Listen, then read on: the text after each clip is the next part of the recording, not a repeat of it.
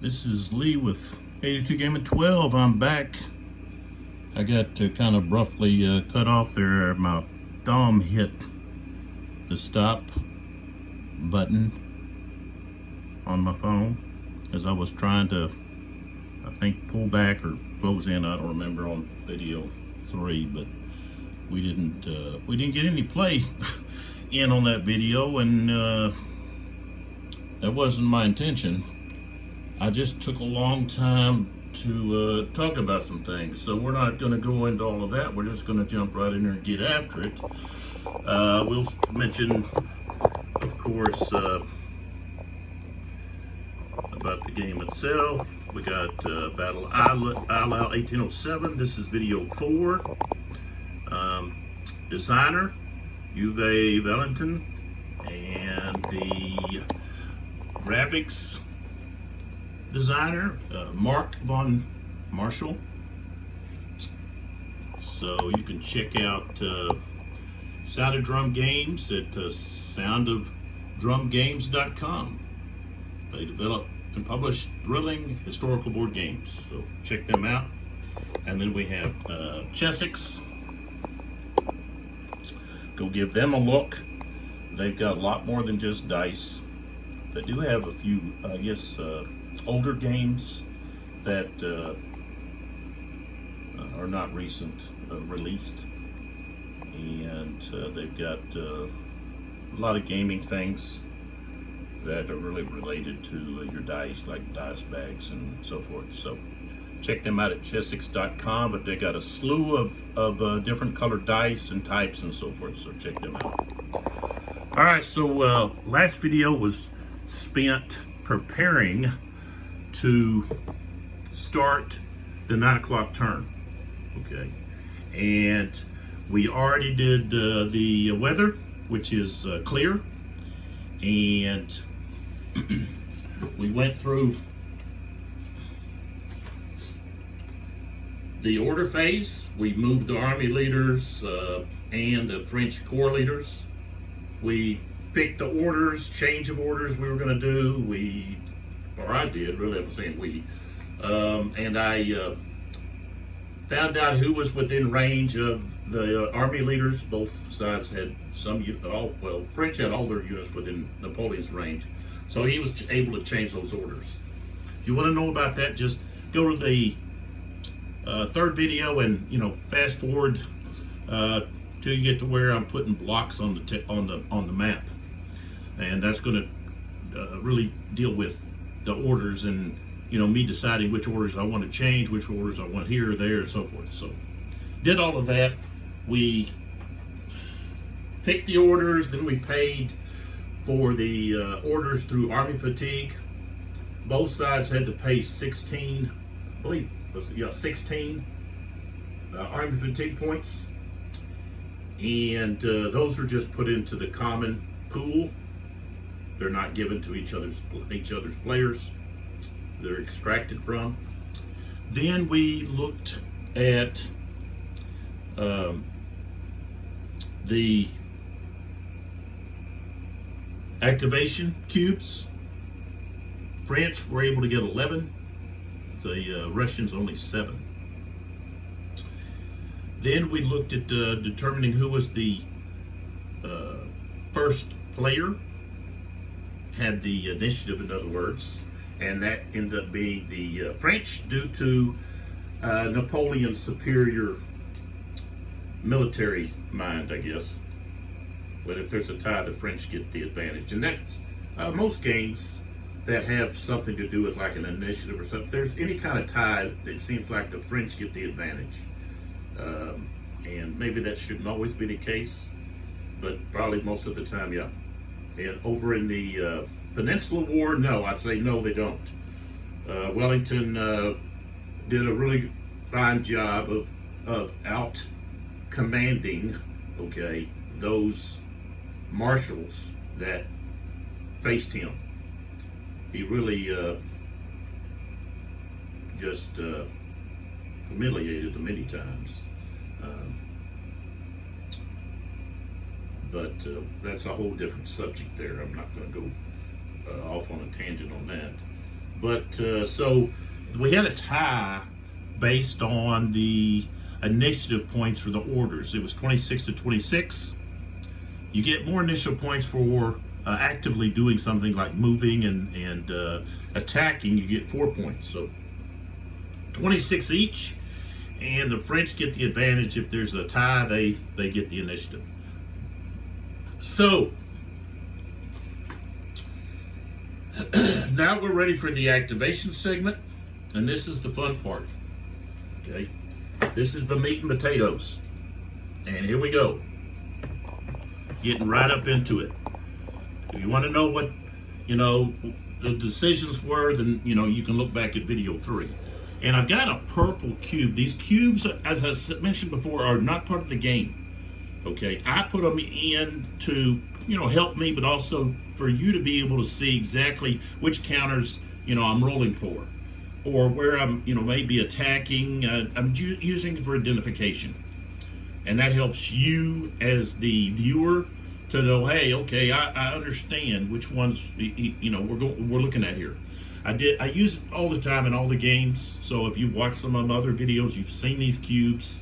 They're not part of the game. I got them at I think it was Michael's.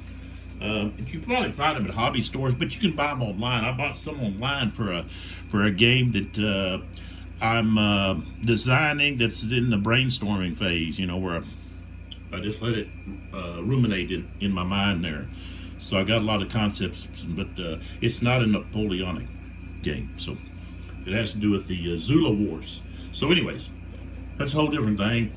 Let's get started. We've got the blue cube here, and I say we, the French are going to activate Davout. So I've got to get Davout off of the organizational track over here. And I want to show that again because it's so beautiful. So here's the map from a distance. Okay. That's a great piece of artwork. And, that'd be a map that, you could hang on a wall. I've got several games that there's maps that, I would just love to hang them on the wall. So here's the organizational track. It's the order of battle. And, this is phenomenal that you get this. Not all games, military games, will give you an order of battle that you can set out the counters. And, it takes time to do it. But they're organized then. And if you have room, I've got a table. I just set up a card table right here beside the game table. So we're looking for Davout, and he's the 3rd Corps, and this is going to be his group right here. So I'm going to put the camera back over there with the map, and then I'll collect the divisions that are coming in. I believe all 3. Let's see. Well, maybe there's 2 divisions that come in with Davout, and then next hour another division comes in. So I got to look at the scenario book, so that I'm sure I get the correct one, or the correct 2 divisions that come in. Let's turn this light on. This light can create some issues sometimes. Also, don't forget, on the last video, I'm going to have a question dealing with something that I mentioned or talked about in one of the videos, and you have the opportunity to supply the answer. And those that get it right, I'll put them in their name in a cup, and draw 3 out, and they will. See if I can. I don't know if that really can't see that very well like that. There we go. Maybe we do it like that. I've got these 3 dice sets. I haven't showed the colors yet. So we've got this is a black and gold, a blue and white, and then this is kind of it's a forest green, I guess. I don't know if there's a name for it. Dusty green is what it's called, with looks like kind of copper numerals. So there those are. I think that's the first time that I've showed those. But there's that. So let me see if I can get a little bit more light. See if that helps or hurts. Oh, well, we gotta get this turned.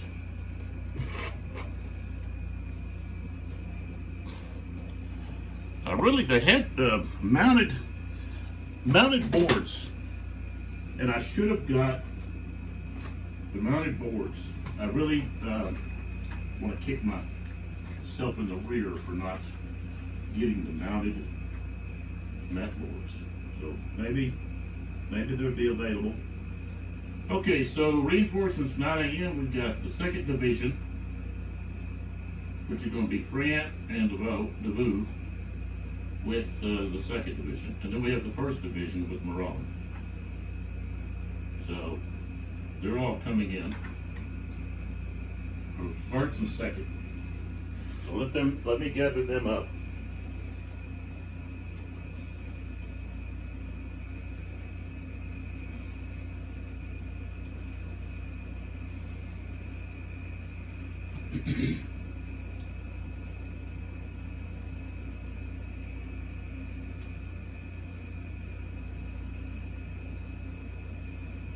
I remember in video 3, I had read a little bit of Chandler's Campaigns of Napoleon concerning this battle, and I believe there was a comment about kind of trickling in. So it took them a little bit of time to get into battle formation. And so, okay. So what I want to do here is I want to have these guys coming in along this edge. So I've got to set them up where I kind of like how I want them.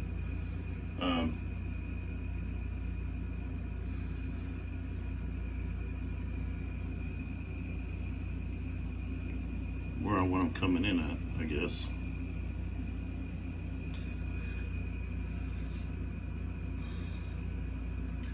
I think I'm gonna have the 2nd Division coming in right where the woods are.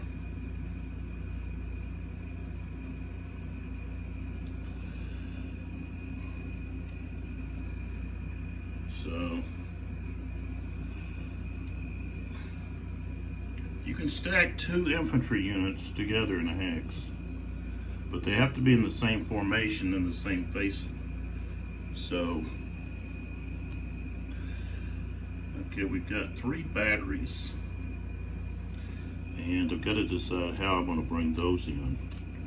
One of them's a horse artillery.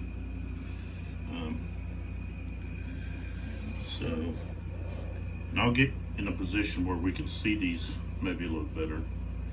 But that's our first activation. And let's see, he can only activate 1 division at a time. So we're going to bring in the 1st Division first with Davou and Marron. So yeah, I can't bring the other division in yet. So that cube is going to go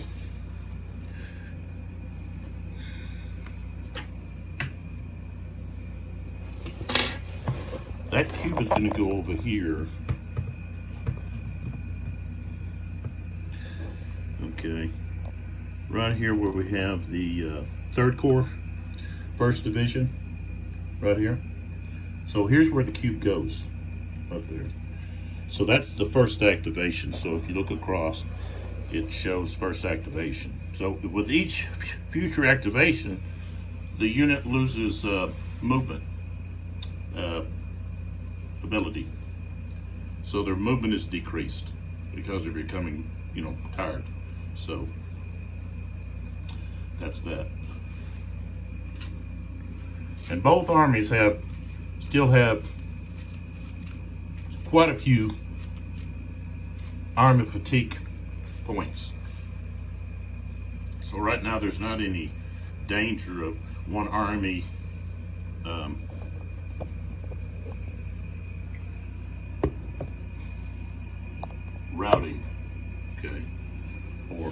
so exhausted they just have to leave the battlefield.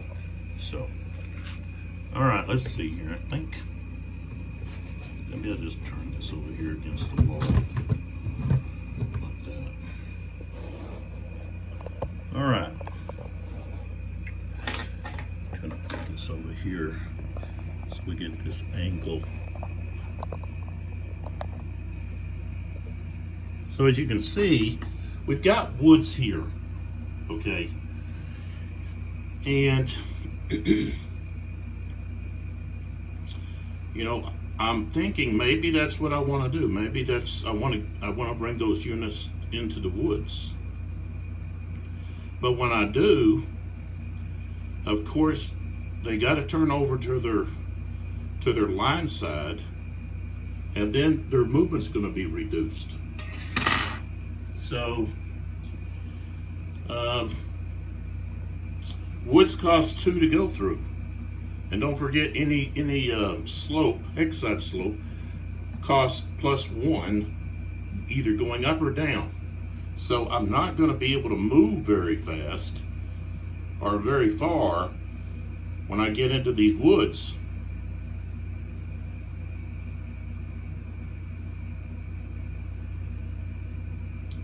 And these artillery batteries, I'm not going to be able to move them very far, you know, and then unlimber them to be able to fire. So I think that I want to be able to do, I'm going to have to put some guns up front. The guns are having to go up front. They're useless, you know, behind, in the rear. So, and of course the guns can't go to the woods or into a village.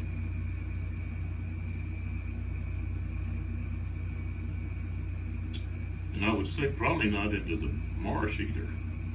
But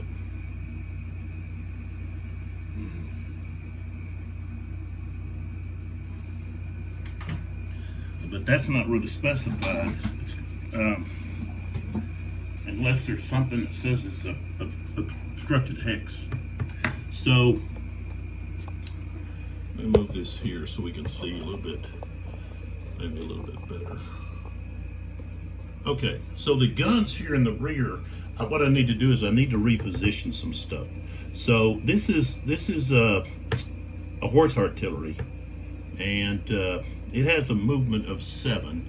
And these units here have a movement of 7. So what I need to do is I need to put them maybe on an area where they're going to be a little further away because they've got more movement to use. So I'm going to slide them over here. And of course this gun is going to be with one of them. So what I want to do is I want to put it like this. Oops. Put it on the top. Okay, and then put this unit behind, I think. Maybe I'll put this unit on the opposite side. Yeah. And then, so like in here, move these guys over. Like so. And then, let's see. Oops.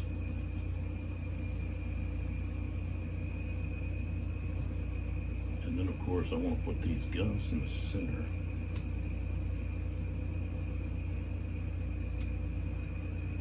Okay. All right, so they've got attack orders. All right, so okay, I'm going to start over here with this one here. And I want to get him into the woods here. So we've got 1. If I flip him over, he goes to 5.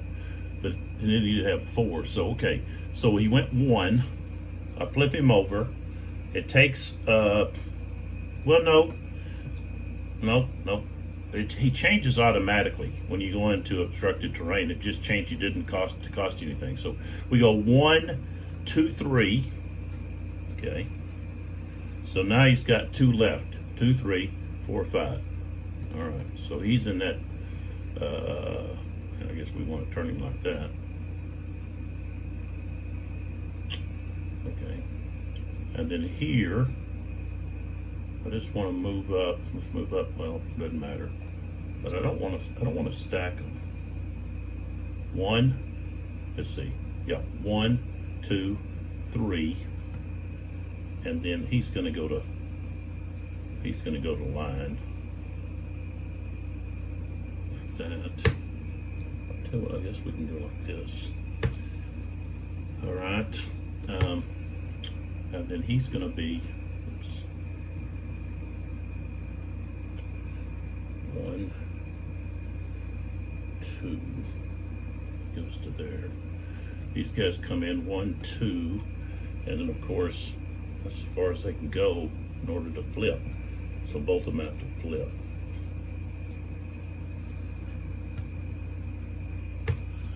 All right. Same thing with the next one here.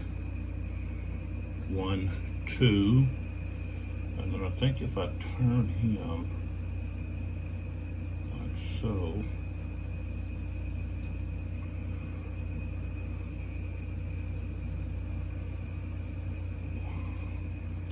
got a pretty good range there of fire. Of course, this guy's going to be there. These guys are going to stack. 1, 2, 3, and let's see here. Go to line, or they're going to stay in column. And this guy comes in right here, and then this guy with this artillery.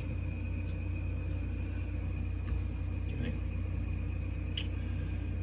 So we would have 1, 2, 3, 4,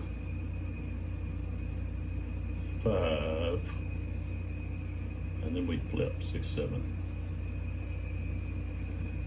That, and then we have Devu and Moran. Okay, so Moran is going to stack. Let's see, he's going to have to stack here, and then Devu just stacks here. All right, so that's their activation.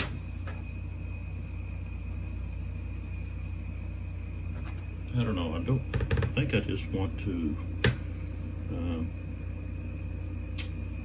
yeah, just stack. He'll just stay there.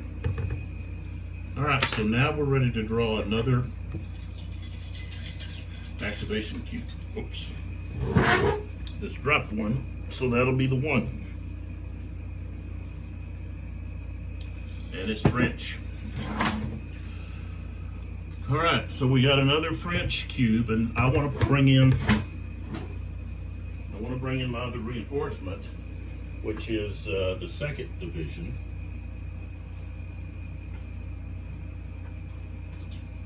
And this division has some cavalry.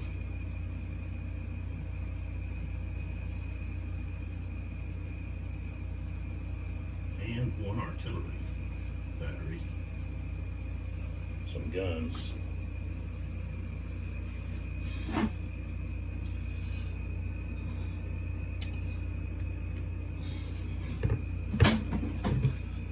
So there they are, they're stacked there.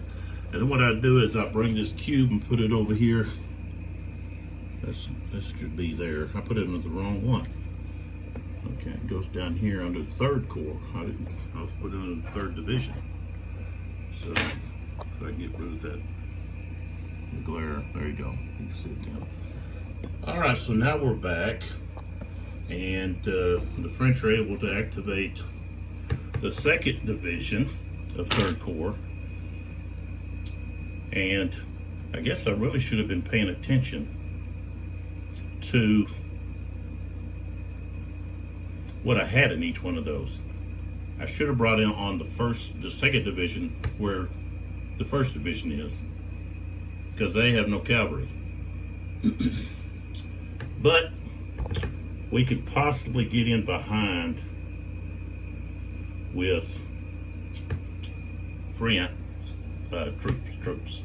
So he's actually going to come in up here, and so we're gonna move our camera up there so we can get a better view of what's happening up here.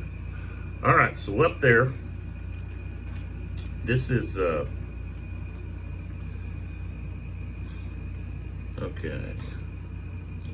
So cavalry, of course, they can't stack. Okay, I'm going to enter them in here. Probably, let's bring them over here. Okay, so 1, 2, 3, 4, 5, 6, 7, and then 8. And the other one right here beside him. 1, 2, 3, 4, 5, 6, 7. Okay. Then we have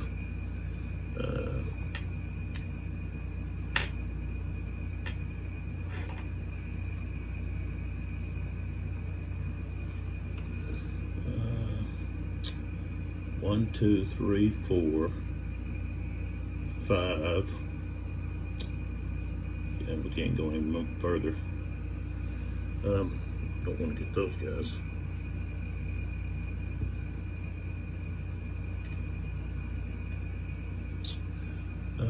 Then we have 1, 2, 3, 4, 5, 6.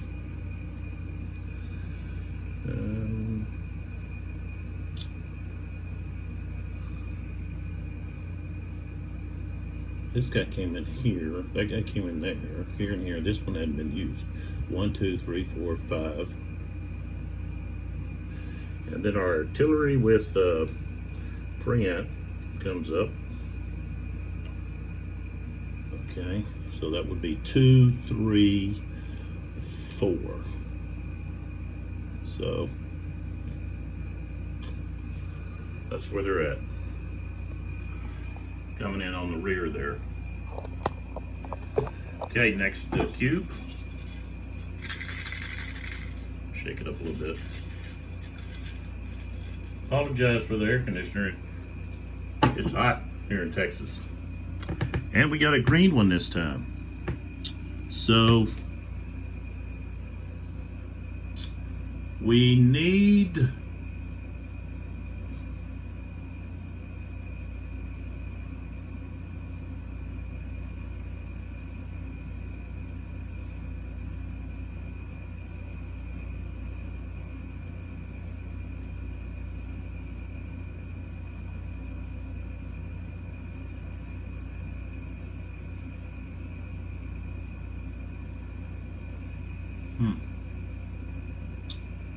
we need to do something over here with Bagelrot and Von Palin. And I don't know if I want to do Palin first.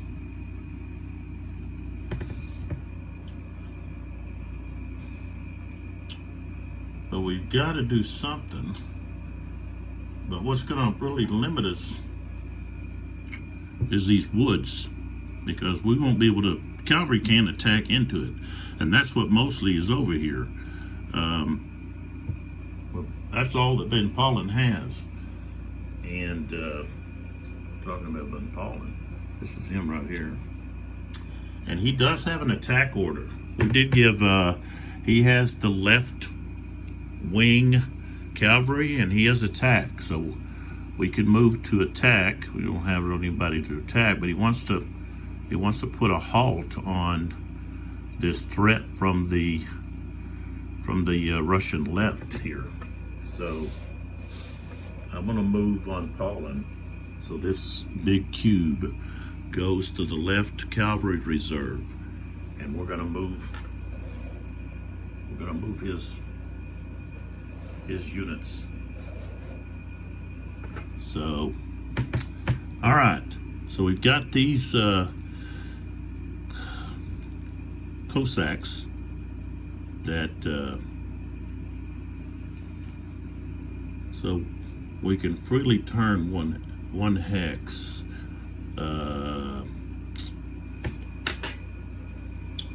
think it's only after you move, though. You'd have to move. Maybe you can do that before you move. Let's see here.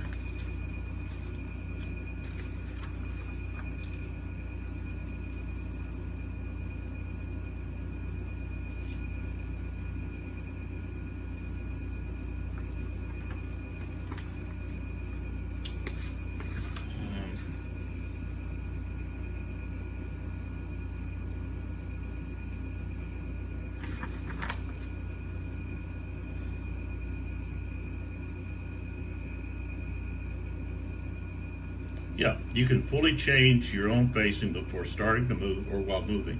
The unit may change its facing by 60 degrees per hex entered. This change of facing doesn't cost any movement points. Okay.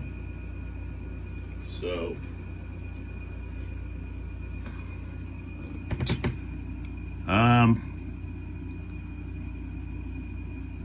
let's see here.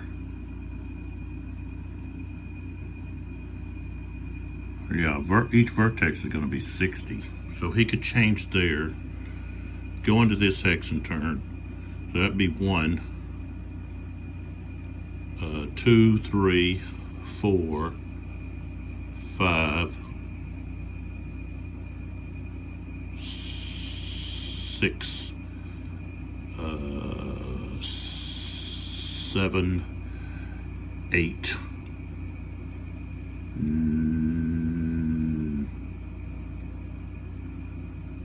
8, 9.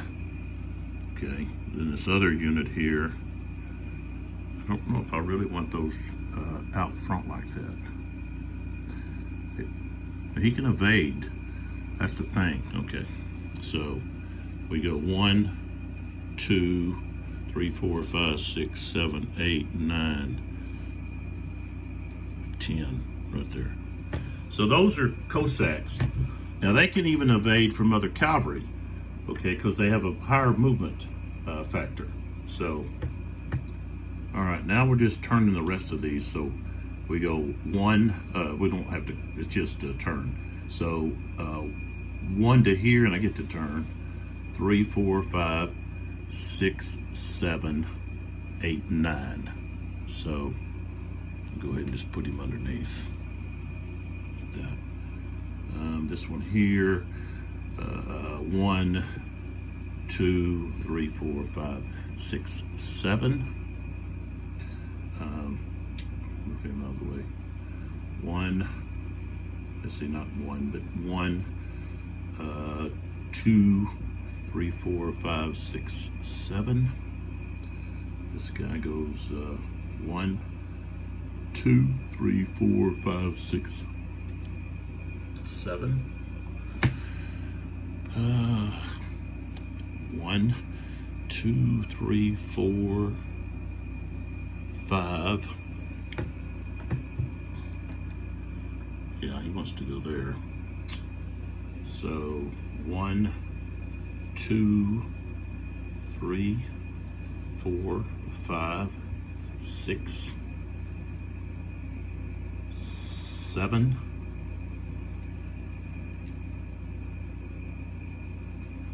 Okay, well, we got 2 more of these Cossacks.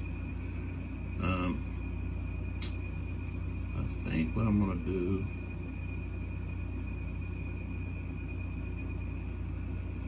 we got 1, 2, 3, 4, 5, 6, 7, 8, 9, 10, 11. Let's put him right there. And this one, 1. Okay, that didn't change. He can change 1 vertex. Go here. That's 1, 2. Remember, they have 4 front hexes. Okay, so I've moved 2. Okay, just to show the hexes that are front. For this is infantry and cavalry. Okay, and then the blue will be the 2 rear hexes. So that unit can move in any of toward the orange, any direction toward the orange. Okay, so it's a little different than most other Napoleonic games that have facing. Okay, and the fact that you have two extra front hexes, basic, no flank hexes. So that's 2, right? Or 1, was it? I think it was like 1. Okay. So I can just keep going. 1, 2, 3, 4, 5, 6, 7, 8, 9, 10. So he's going to go right there. Now the leader, he needs to be somewhere where each of these guys are still 4 hexes away. So 6, 7. So I think if he goes right there, yeah. Oh, sorry. What's I doing? Okay, so I moved Van Paulen right here. He's not stacked with anybody, but he's in a position where everyone is in range. So that's Van Paulen's left wing cavalry. So they're finished. Okay. Next cube is French. And just so you know, if you draw 3 of the same color in a row, the next cube has to either be red or the opposite color, which would be green. So this is the second in a row. No, it's not second in a row. It's the first, be the first. So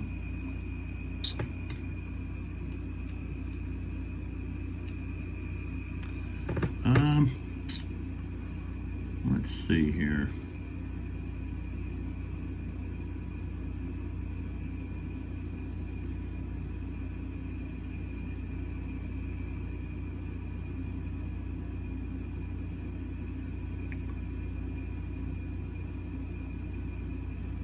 I could charge these 2 infantry units here by this the village. Well, let's see, one of them is in a village, so I can't charge him. Oh, and the other one is in woods. Wow. Okay, so I can't charge them. I can charge some of the cavalry, but I cannot charge those 2 units. They're going to have to be assaulted by infantry or bring some cannon up, and I need to do that, and I absolutely can. That's what I need to do. But I can't stack, you can't stack cavalry and artillery together. But if you have artillery that's going to be close to enemy units, you need to have some in my opinion, you need cavalry with attack orders on their flanks. So if, say, infantry to try to come up there to, take the guns, you've got some cavalry units that can reaction charge. So, let's see what we want to do. Of course, we can move Moran or Freehand again, or I'll tell you what, we're going to jump over here to this other side where we have the 4th Corps cavalry that needs to get into defense position. Okay, so this is, we're going to use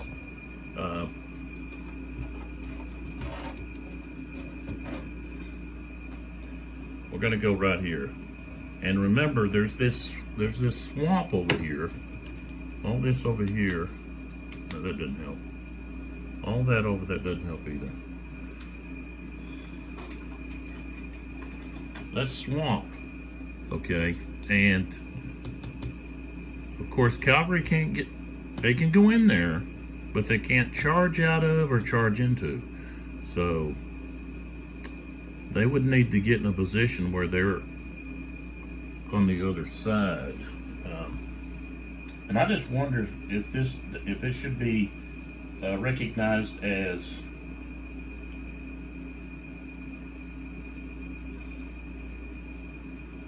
obstructed terrain.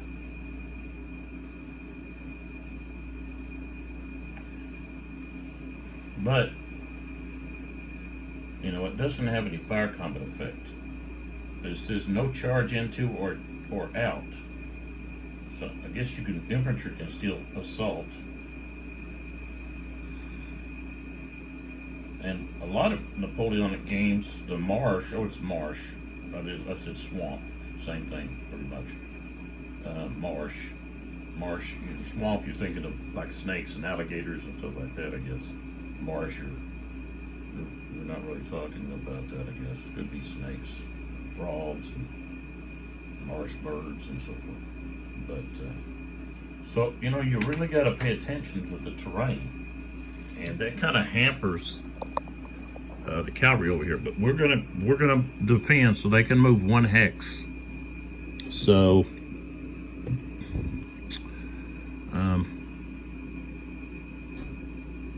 so he could turn and go to here. This guy's going to turn and go here. This guy's going to come down. This guy's going to come down. Let's see. He's going to go here, but he's got to move closer. Yeah, right there he's okay, but I'm going to leave him there for now. This guy's coming down. This guy's going to go here.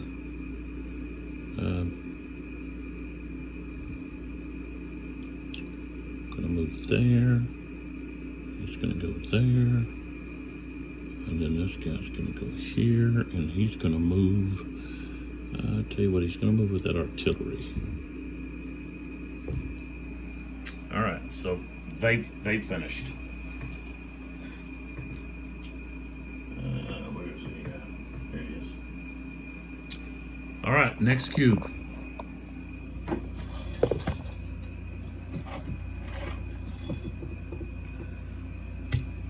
Okay.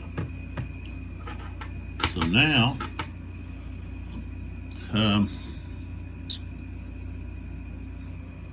over here is looking a little better. If we had infantry, it'd be different. But right now I don't have any infantry. But I do have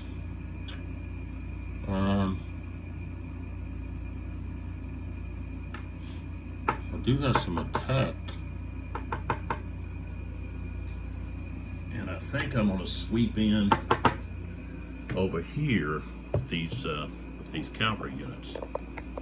So I think we're gonna turn this a little bit so we get this action.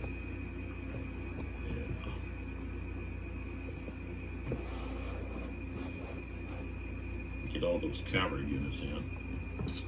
All right, now with the Cossacks, okay, that's these units here.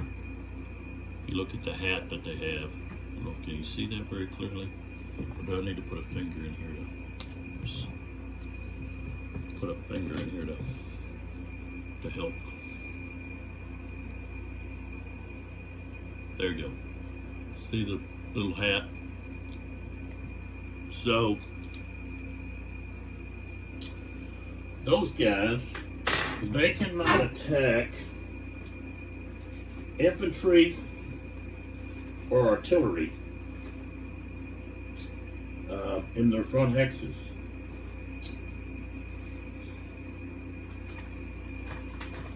I know it's in here. There it is, Cossacks. And if they want to charge enemy cavalry, they've got to first pass a check. So they have to roll 2 dice 6. If it's greater than 8, the players launch the assault. Or the charge, not the assault.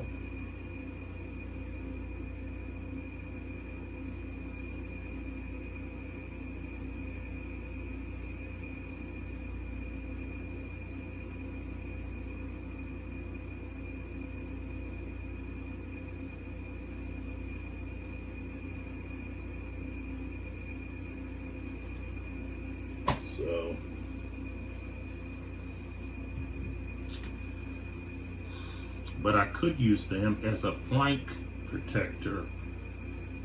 They don't really slow.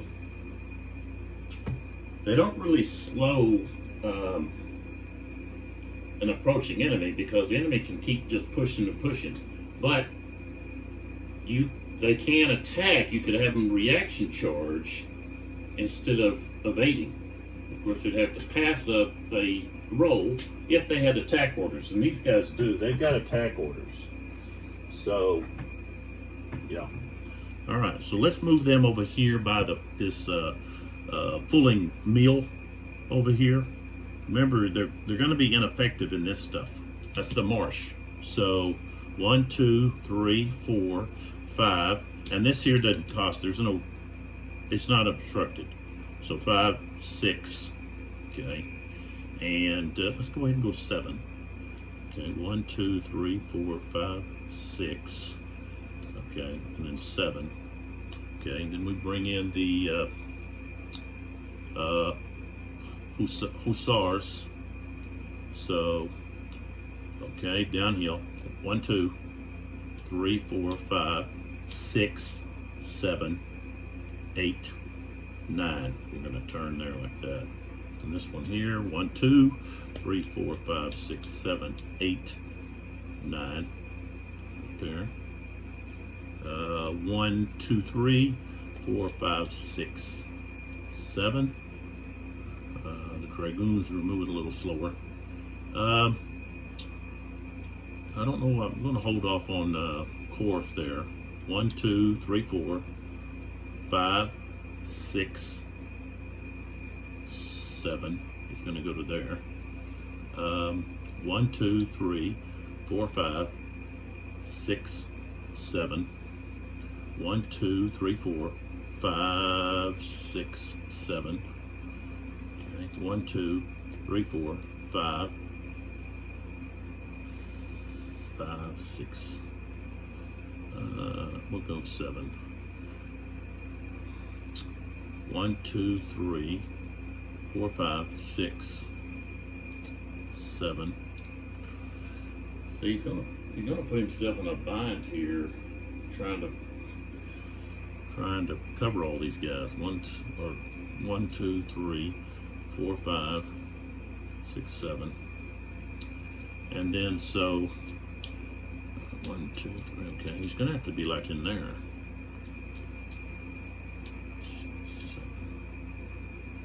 Yeah, he's close enough there. Okay. All right. So that's his movement. And he's what, the right wing? Yeah, reserve, and they've got attack orders. And the next cube drawn is blue. It goes back to the French. So far we've got 4 French cubes, 2 Russian cubes that have been drawn. All right, so what do we have here? Let me look to see. I'm looking over here to see who has what. 3rd Dragoon Division. Oh, I have move orders for them. I want to hold off on Davout and his actions.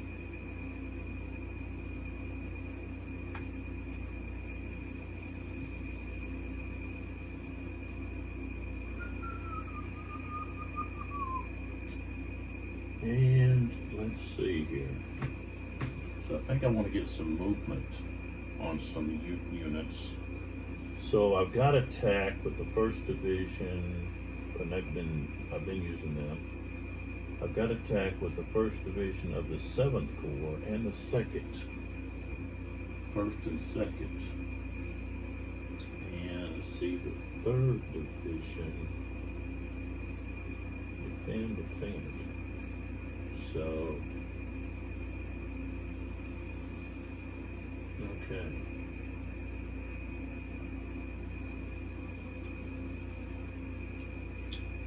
All right, so let's go over here and let's see, can we possibly try to get in to silence these guns? We're going to take some big losses, I know.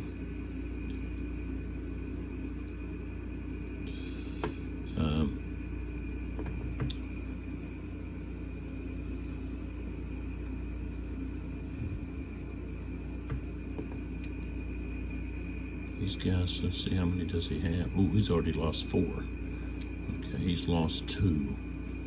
All right. Going up, fighting uphill. That's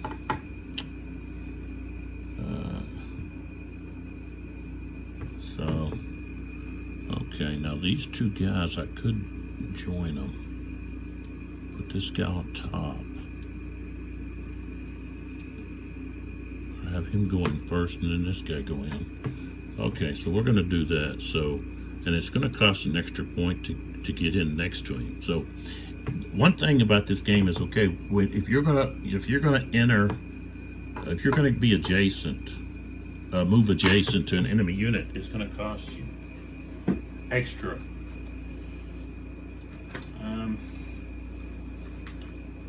So.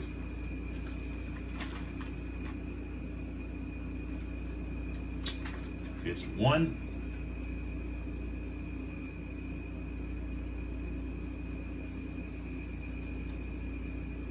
It's +1 for the French and +2 for Prussians and Russians. So entering a hex adjacent to an enemy unit costs additional movement points. So it's going to cost +1 for the French to enter, and they have to stop when entering an adjacent hex of an enemy. You can't just keep moving. So, okay, so I'm going to activate. Oh, where's the cube? Here it is. I'm going to activate Desjardins' 1st 7th Corps. So, this unit here is going to go 1. Let's see, yeah, 1, 2, 3. Okay, cost 1 extra. He's going to come in with this guy, so 1, 2, 3.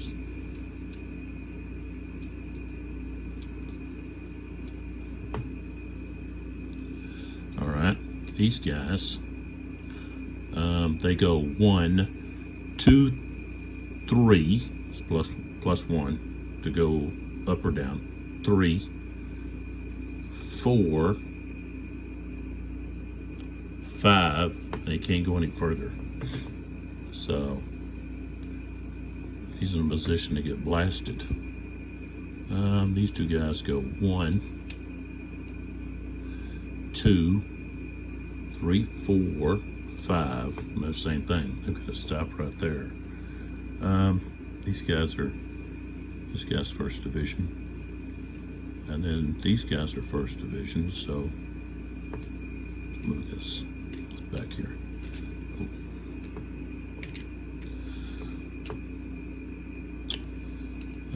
So we go 1, 2, 3, 4, and we could go 5, 6 right up here. 5, 6. It's right here.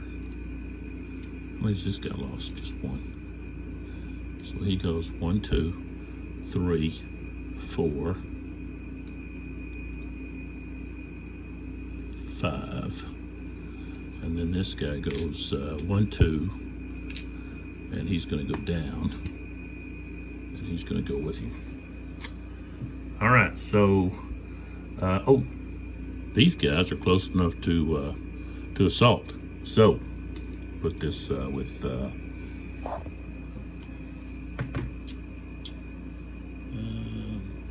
there.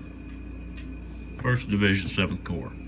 So let's close in, and we've got an assault. Oops.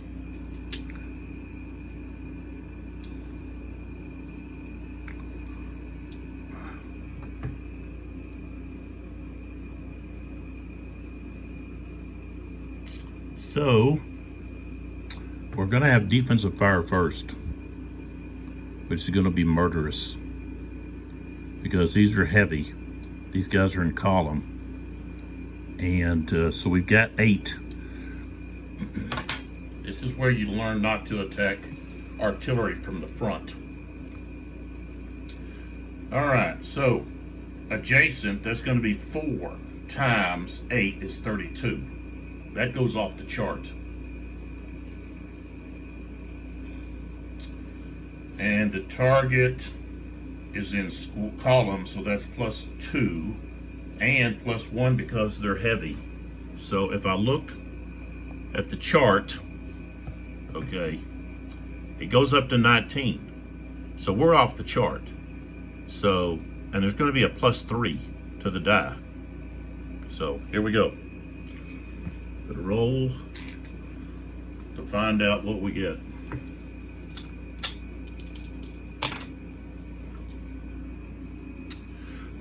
So I rolled a 4. We add 3, that's a 7. Okay, so really they did okay.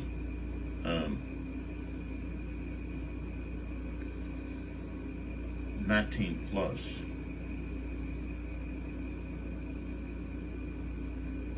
See, but you got 32. You got 32 strength.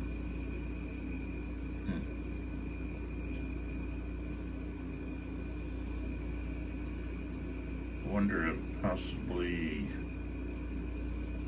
die roll modifiers for being stronger than what's on the chart, or maybe extend the chart out further.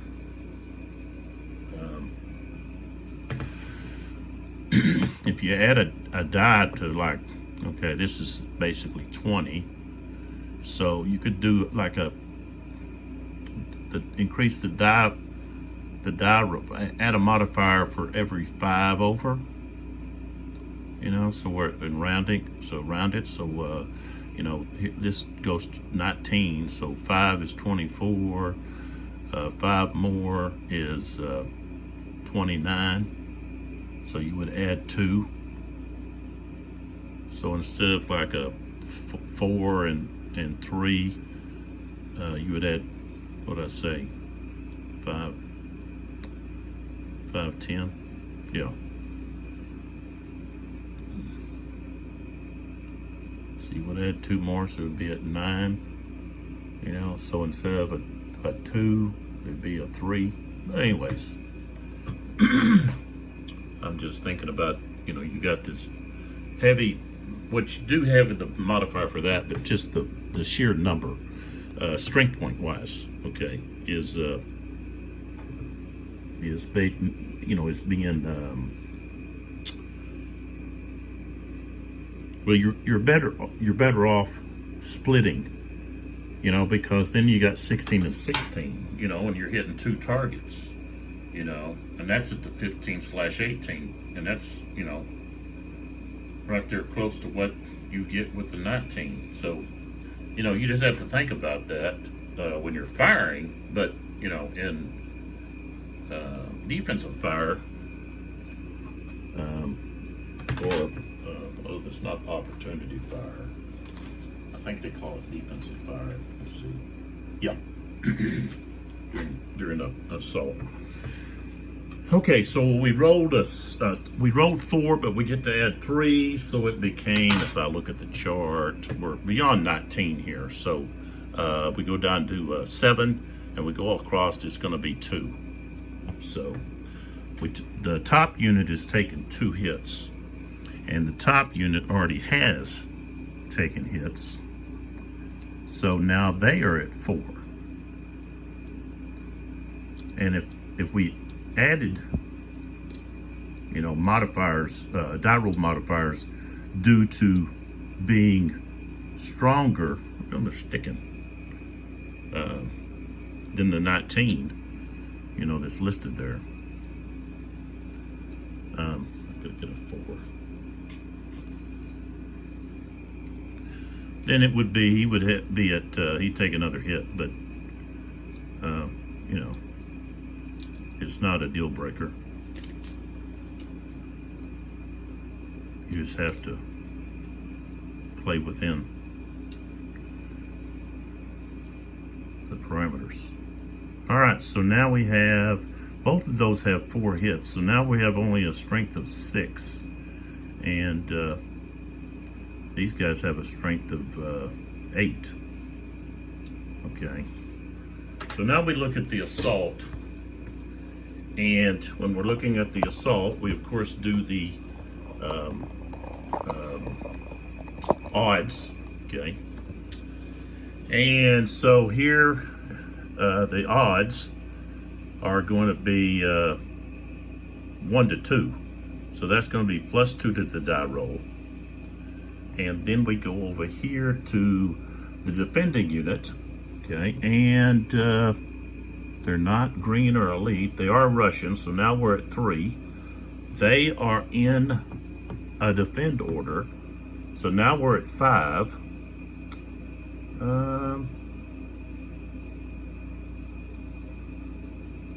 And we move on down, we don't see anything else.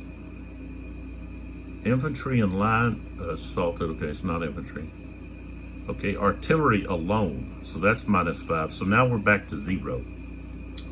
And so we roll the dice. And then look at the result.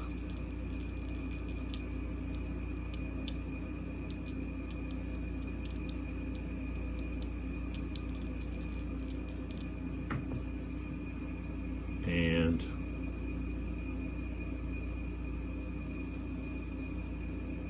we've got to get less than 8. That 8 or less. And it was a 6. So that's less.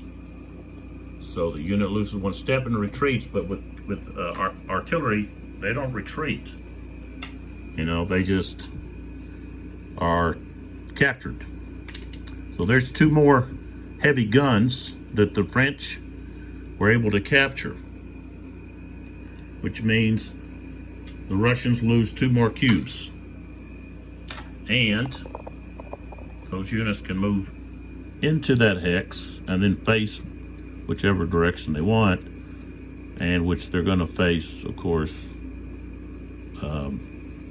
these artillery units. They're just going to be like that. Okay.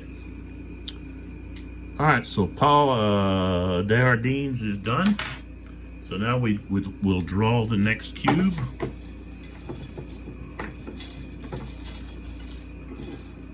And the next cube is French again. So that's 2 in a row.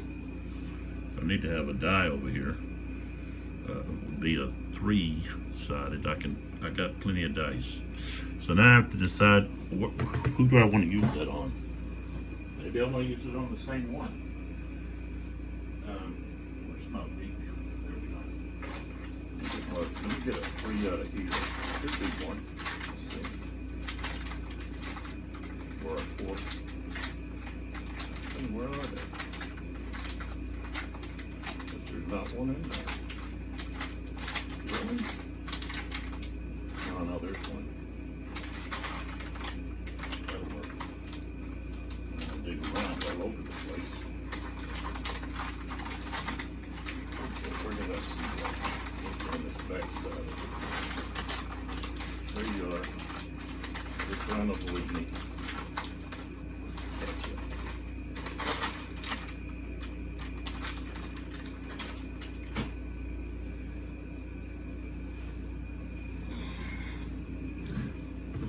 All right, so,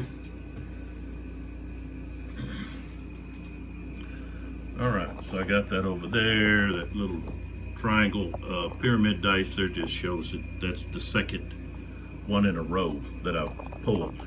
So I could certainly go with Desjardins again to basically just annihilate. You know what? I did not, right here, I did not add, okay, up, he was going uphill.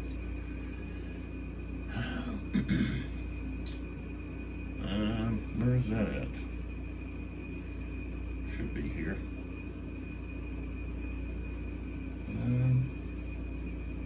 Oh, yeah, assaulting. charging uphill, that's going to be a +2. So still, I rolled a 6, so that still kept it at 8 or under. So still got the same result. But I got to be sure and look at the charging side here. The other thing is they lost an SP. So hold on, everybody. That should be a +1. I need to get my pin out and change that. That's been corrected on the new rules. Yeah, I can do it right here like this. Like this. Take my glasses off so I can get in here close.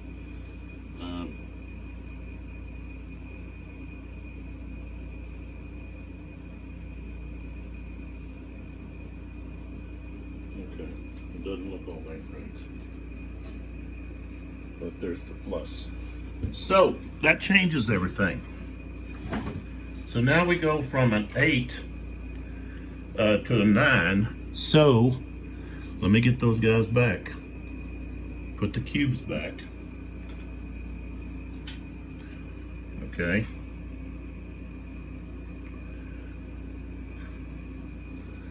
All right, those guys go back to where they were. These guys are still there. Because with a 9,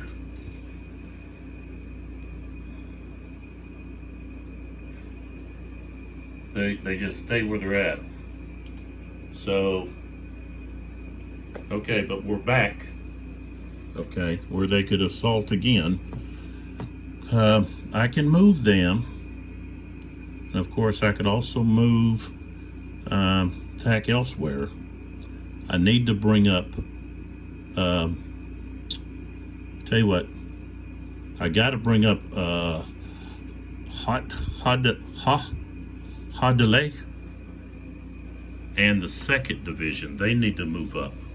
So I'm going to activate Hadley. So this is who I'm activating. And let's see, he's got 1 loss. Actually put the other guy on top. He's actually faster.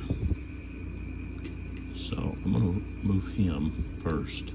1, 2, 3, 4.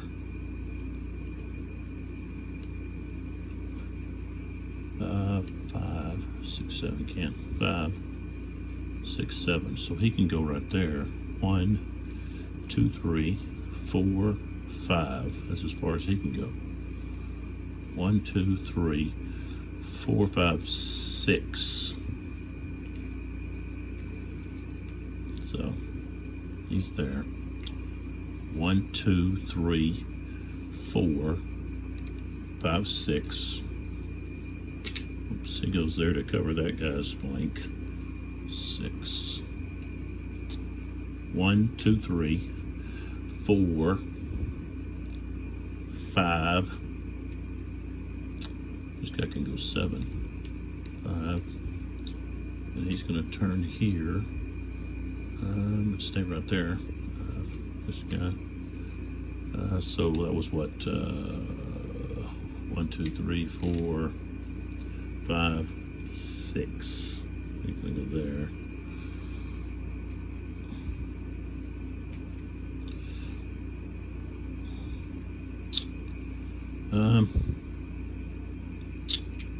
Let's see here.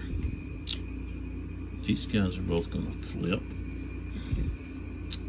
1, 2, and then they can go 3, 4. Right there.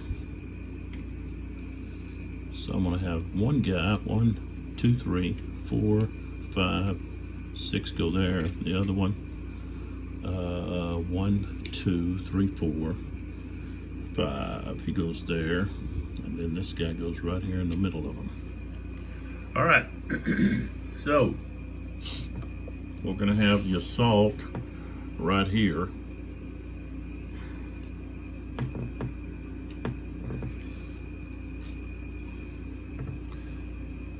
No, I don't. See, I don't have to assault. I don't have to move the other guy. But these guys can turn. They're allowed to turn. So I'm gonna have to assault with both, because this guy is allowed to turn. And let's see what we got. Oh, okay. It's got some infantry underneath there. Okay. So I gotta look if you've got infantry and artillery stacked together.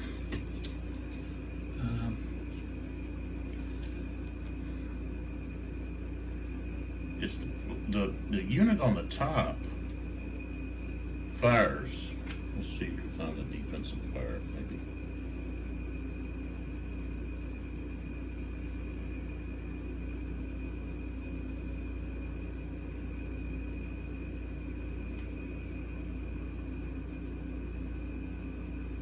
Now it says if an infantry unit could fire at more than one adjacent target, the player must split its fire strength.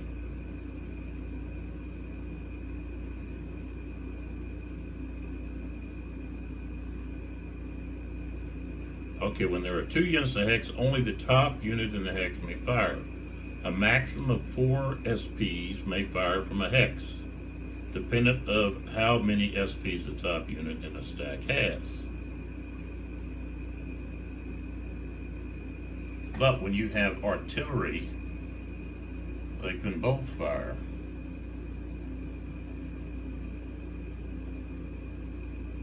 So a total of 8 SPs.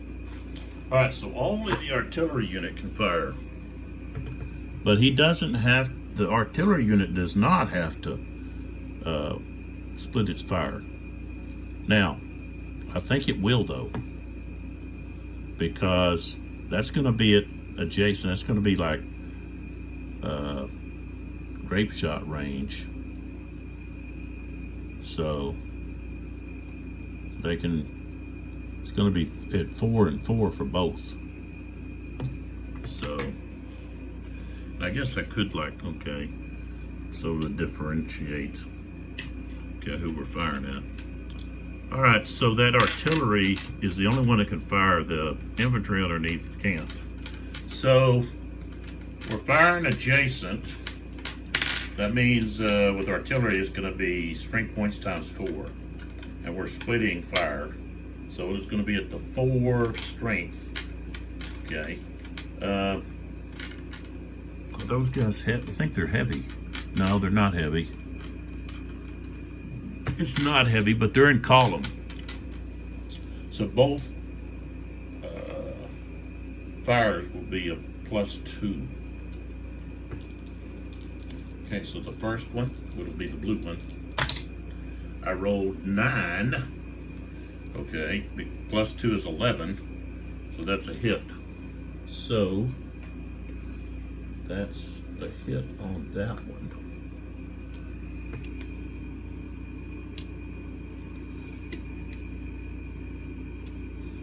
Okay, and now the green, same thing. 7 +2 is 9, and that's a hit. So the artillery is being effective for the Russians. You got to whittle these guys down so you can remove those fatigue cubes. All right, so now we have the combat, and what we have is we've got both those took a loss. So we've got 7 and 5 is 12. Okay, against 2 and let's see how many hits this guy has. I think he's probably got 1. So 4 and 2 is 6. So it's going to be 2 to 1. 2 to 1. 2 to 1 is a -1. Okay. Defending unit. They're not elite or green, they are Russian, so now we're at 0, and they have attack orders. That's the 3rd Division. The 3rd Division as attack orders. Yeah. So they don't get a plus or minus. So we're at 0. Charged or assaulted for more than 1 hex, so that's a -1. Assaulted or charged to the flank, that's -3, so we're at -4.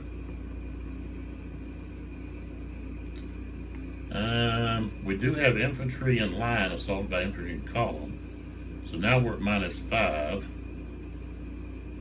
So we're at -5. They're going to be retreating. I rolled 6, 7, 8, so that's going to be a 3. So, going to lose a step and retreat. So, let's see here.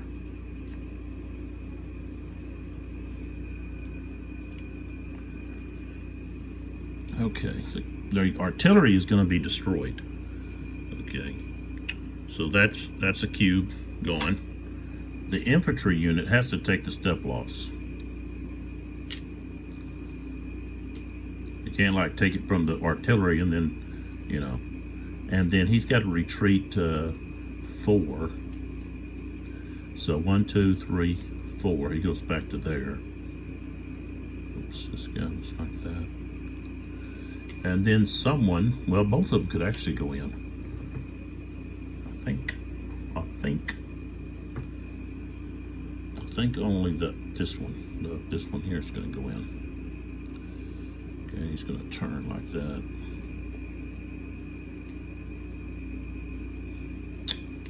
All right. So we're done there. This cube.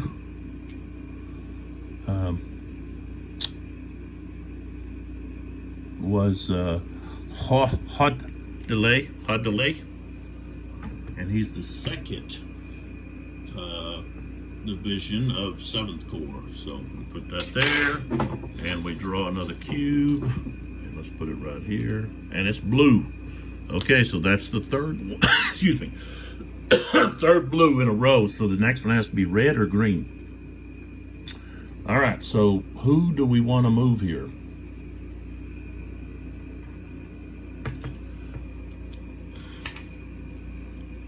I think I want to, I've got this 3rd Dragoon Division down here that I want to move. Right here. Yeah. I want to move them so that they can maybe exploit this activity that I get from Davut. So I'm going to activate them, which would be, where's the big, where'd I put the cube? Oh, here it is. All right, so this is the group that I'm activating. Marat, I'm gonna leave him there. He's not gonna go anywhere. Milhan and his troopers. So we go, gotta avoid this. So we go 1, 2, 3, 4, 5, 6, 7. And we gotta avoid this woods here, so I'm gonna have to go 1, 2, 3, 4, 5, 6, 7. All right, 1, 2, 3, 4, 5, 6, 7. 1, 2, 3, 4, 5, 6, 7. 1, 2, 3, 4, 5, 6, 7. 1, 2, 3, 4, 5, and then he's going to move up there. All right, so we'll put that on him. 3rd Dragoons, they moved. Okay, so the next cube that I pull out here has to be either green, and it is. So let's put this over to 1. So now we know that what we have. All right, so we're fixed to have some major fighting going on, and who do we want to do here?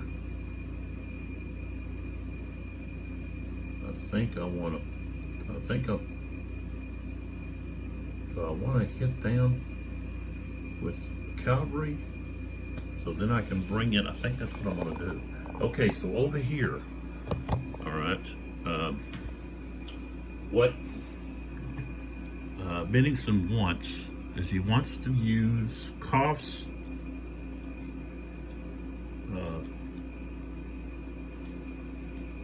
troopers here to, excuse me, turn this way.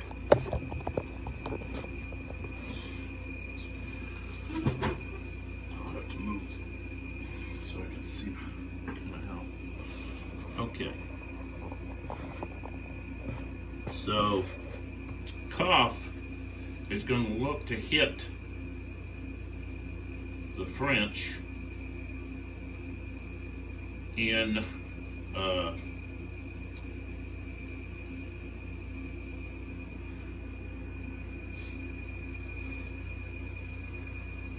Lual's flank, okay, and they're hoping that they can get those guys to go into line, into square, okay, or attempt square, so forth, so on, and then bring in the guns and the infantry to take advantage of that formation. So right here, this is where you have the three arms of Napoleonic warfare working together. So you've got the infantry swinging the cavalry. And really, this is probably where I should have had Joseph's 4th Cavalry Division should have been attack orders, just so that, you know, they're not good at defense. Why do I have them in defense? You know, they're good at attacking. They need attack orders. Either attack, hold, regroup, but not defense. So that's my mistake. You got to understand, and that's why I perfectly understand why the only time that cavalry on the defense can reaction charge is if they have attack orders. If they have defense orders, cavalry they're not good for defense. Now, against infantry, of course, they can evade. So, you know, let the infantry come up there, look to attack, and then just, you know, fade away. But against other cavalry, you know, they can just stand there and take it. They just can't charge back because they're in defense. They're not instructed to attack. So that makes perfect sense. That was one of the questions I had about yesterday in the video, or either was it yesterday? I was talking. Might have been I say yesterday, video 3. Might have been video 2 where I had that come up. I think it was video 2. But thinking about it, and I think I came to that conclusion that cavalry, they're not good for defense. That's what infantry. Infantry is good at defense and then also taking objectives. You know, so in this game, cavalry cannot, you know, really cannot take objectives if they're villages. That's obstructed terrain. The only way they can go in there is if there's a road. So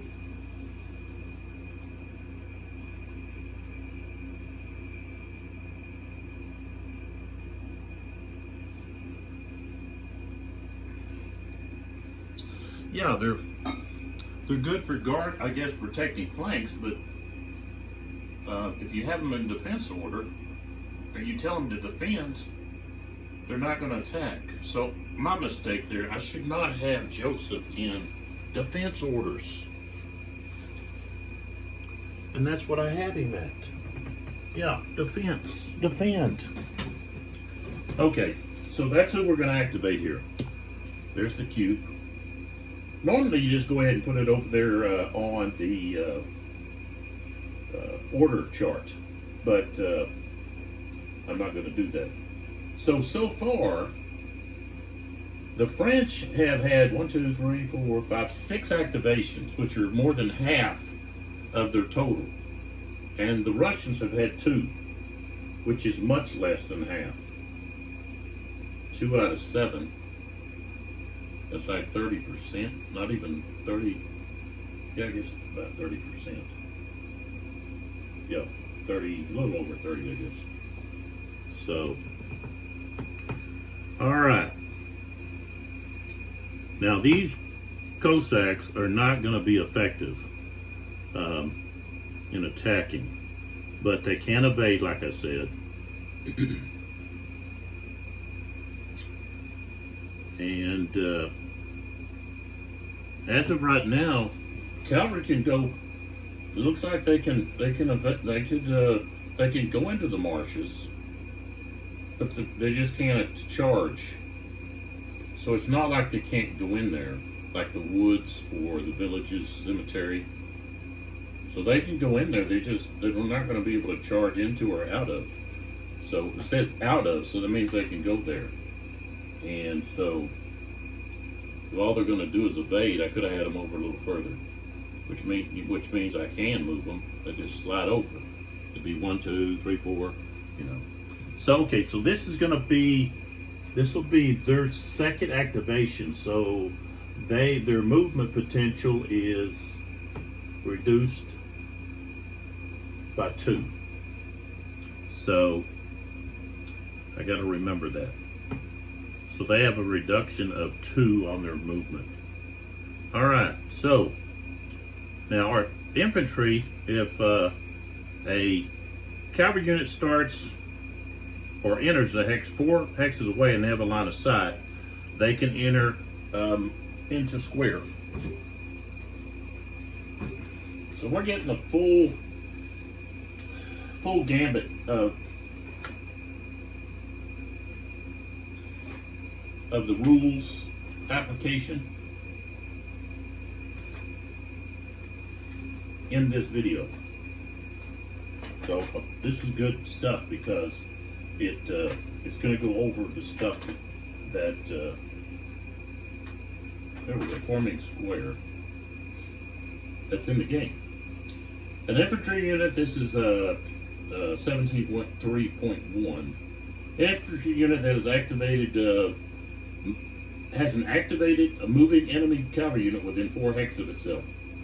May change its formation. So there's 3 intervening hexes at any time to change the square. The infantry unit must have a free line of sight to that enemy cavalry unit. Okay. So if it's blocked,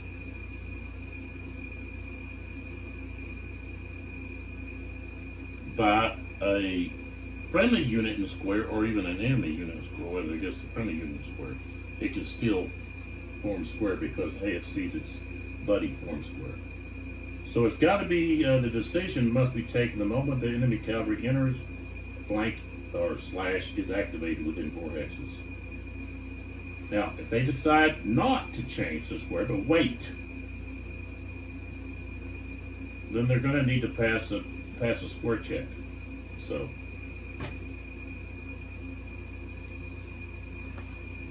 and so they are going to decide, okay, to change the square.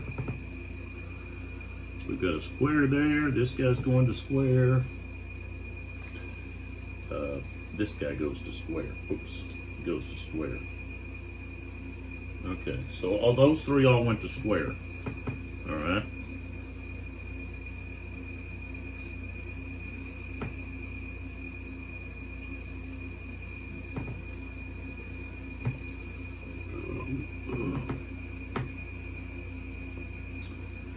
So I also want to take advantage of the fact that Joseph here, although they don't know that, wants to use some of these units to attack these cavalry units to see if they can drive them off, which would really hurt Napoleon's position. So I'm going to have, let's see, this unit here, 1, 2, 3, 4. It's going to go right there. And then, let's see. Let's see if we can find something here about charges.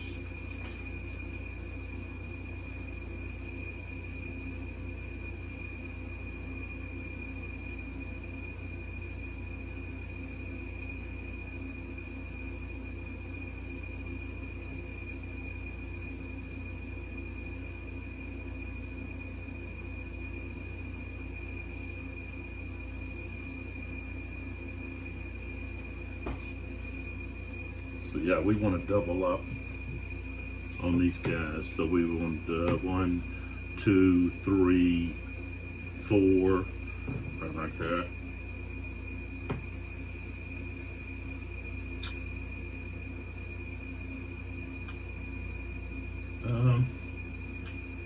Of course, now we don't want to.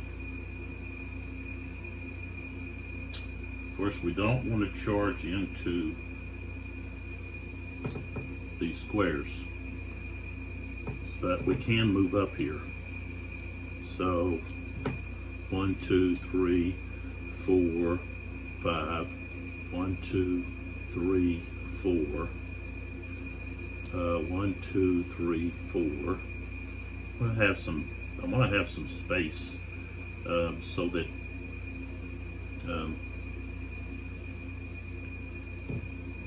and I guess I'm going to,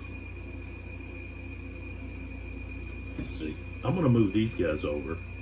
So 1, 2, 3, 4, 5, 6. 1, 2, 3, 4, 5, 6. Well, they can go more. Could have went 5, 6, but we got to stay within range of the commander there. So 1, 2, 3, 4, 5, 5. That's all he could go. 5. 1, 2, 3, 4, 5. Of course, this guy. 2, 3, 4, 5. 1, 2, 3.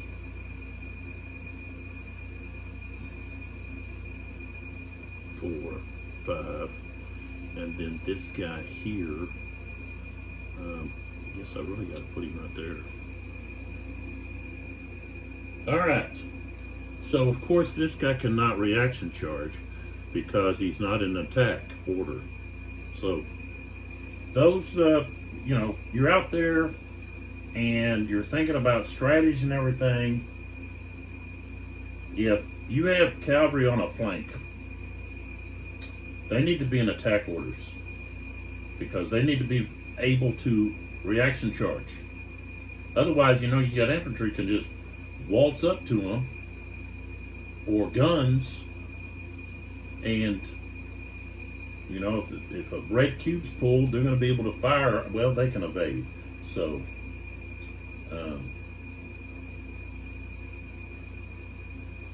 but I don't know how far they allow them to evade on that. I think they can only move back 1 hex. So they'd be out of the closer range. They'd be out of the infantry range, but they'd still be in range of their artillery unit. So, that's something to think about. Is if you have cavalry that is going to be close to any kind of engagement, you better put them in attack orders, because otherwise all they can do is evade. They can just, which is going to force the,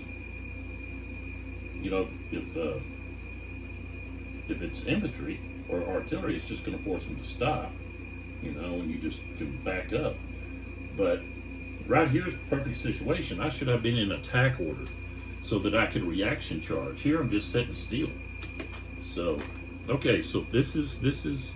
I'm gonna go ahead and put this over here with Korf. So that's his second activation. He's only got one left, and so there's our defender. There's our attackers. Okay, so here we go. So we've got 16 against 6. 16 against 6, so that's 2. So that's 12. Leaves 4. So yeah, it's gonna be. It'll be. I think we'll round up to 3-1. So that's -2. Okay. The defender, okay, is in defense order, so that's +2. So now we're at 0. Okay, being charged for more than 1 hex, that's -1. He's not in his flank though.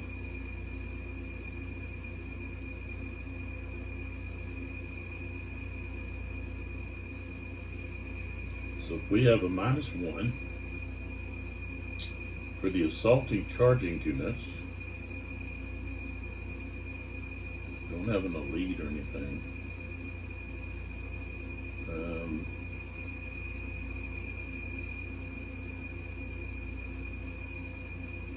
We don't have heavy cavalry. No, we're not going uphill. So it's just going to be a -1 to the die roll.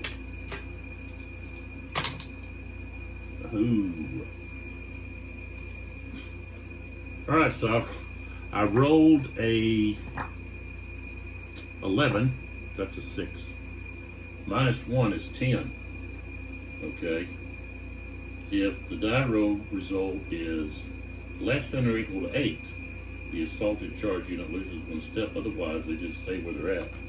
So they stay where they're at, but they're going to be flipped now because they were involved in combat charging. Now I got to look to see if the other one. Let's see if the defender is flipped. There is a negative modifier, or it could be. It's going to end up being what positive. Positive modifier if you're tired. That's just the way it works. So let's take a look. See where we can see if we can find. See if I can find where it's at.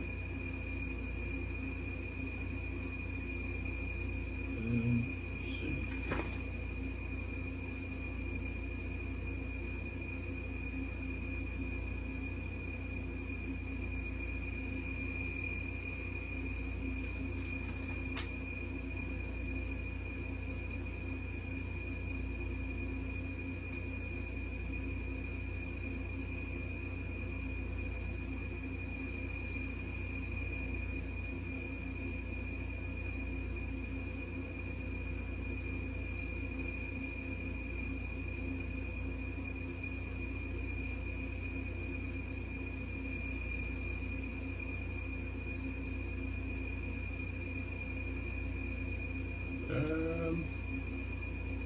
Let's see here. Where is it?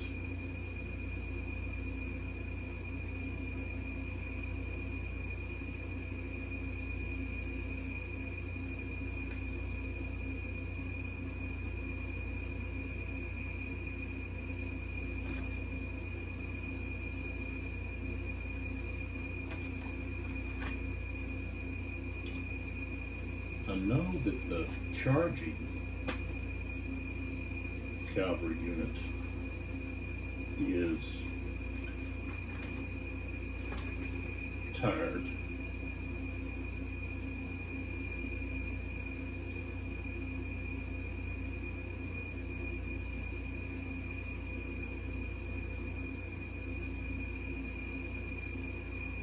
Okay.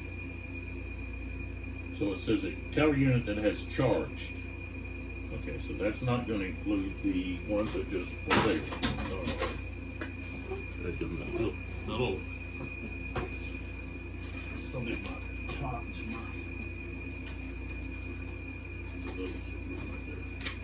so it's only going to be, it's not for,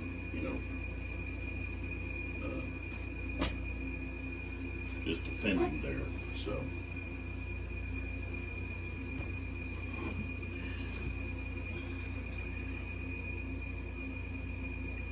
I really wish there was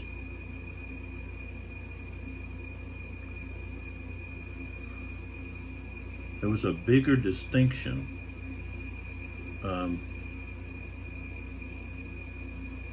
of tired. Maybe change the color of the numbers when you flip it over, maybe change the color, the numbers to red or some other color, instead of being 8 black on both sides. Then maybe that would be an easy distinction.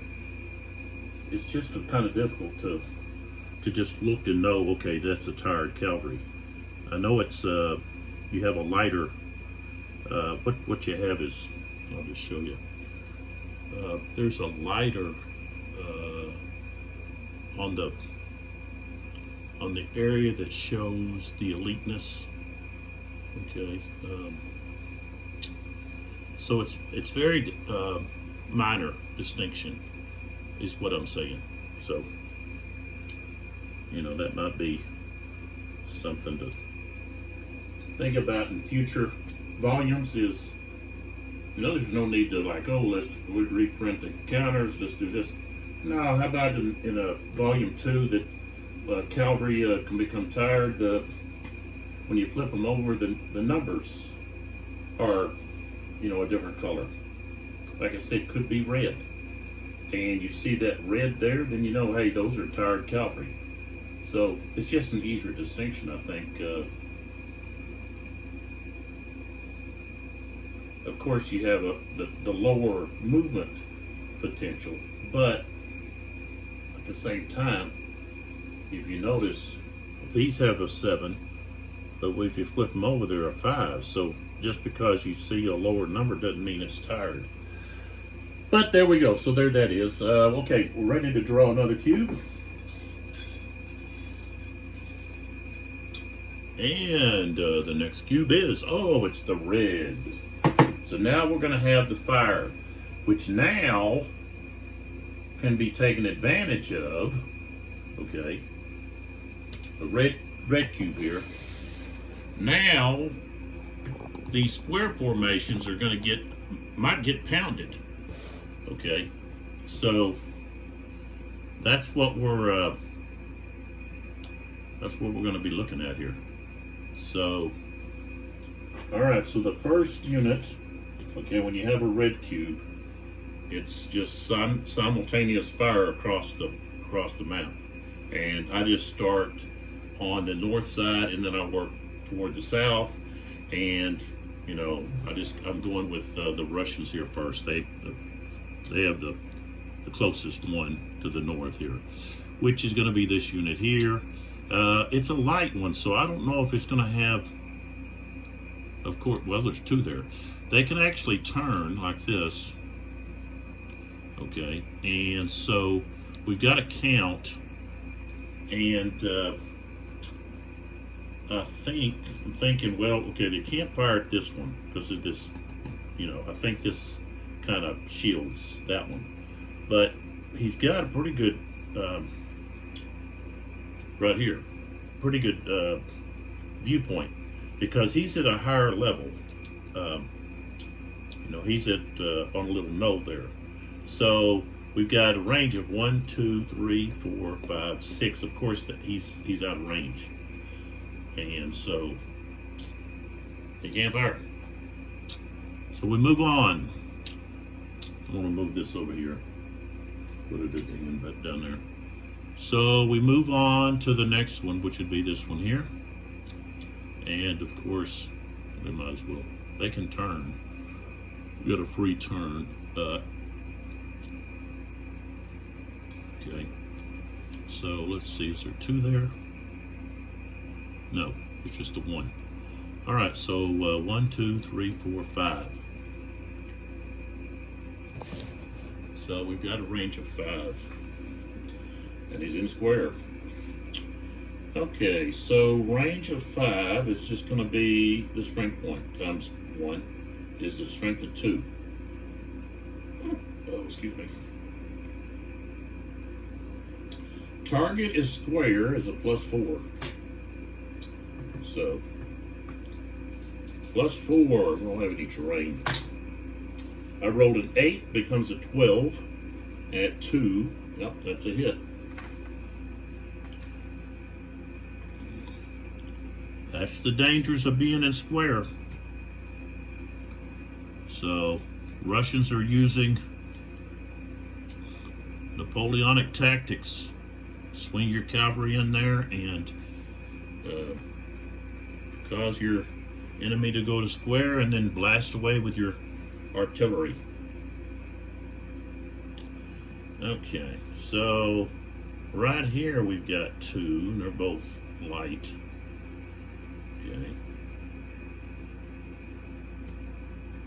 And a hex edge doesn't block line of sight. So we're going to still fire at the same target. And that's going to be 4. Oops, strength of 4. Right there. 1, 2, 3, 4, 5. So again, that's going to be 4. He's in square, so we get to add 4. That's 8, becomes 12, and again, that's another hit. No, wait a minute. He's got a strength of 4. So that's 2 hits. So now they're at 3.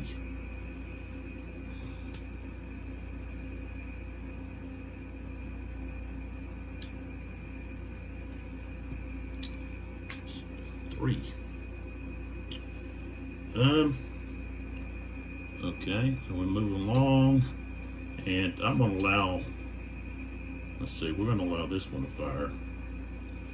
So, okay, he's going to fire right there. Okay, 1, 2, 3. Okay, that's going to be times 2, so it's going to be 4. And what do we got? Line. He's got, oh, he's just one guy. He's in line. So no modifiers there. It's not heavy. So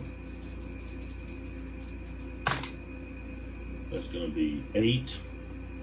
I don't think that's going to be enough. Nope. Of course, I got to put these smoke markers. I haven't forgetting to do that.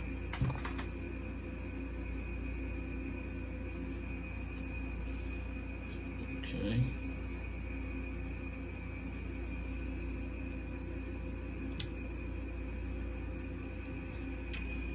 All right. So now that unit here, which is heavy, it's got a strength of 7. And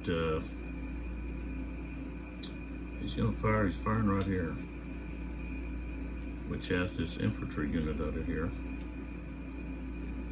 That's who he's actually firing at. All right, so we got a range of 1, 2, 3, let's see, 1, 2, 3, 4. That's just going to be times 1, so that's going to be a 7. He's in the line, but it is heavy, so it gets a +1. I rolled 5, that becomes 6. Not enough. Not enough.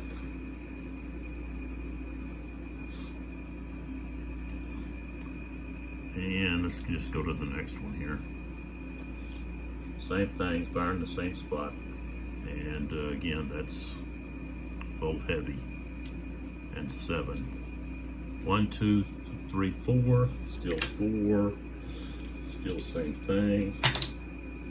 Oh, 11. That's 12. That's going to be That's going to be, oh, it's 2 with an asterisk. Uh-oh.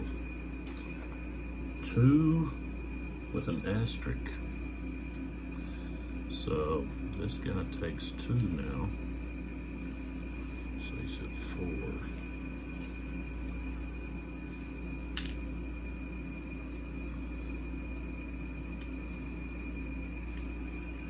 All right. I wonder,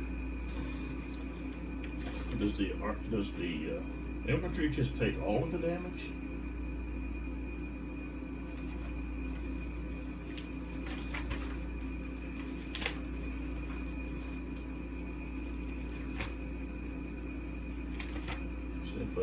What's his losses?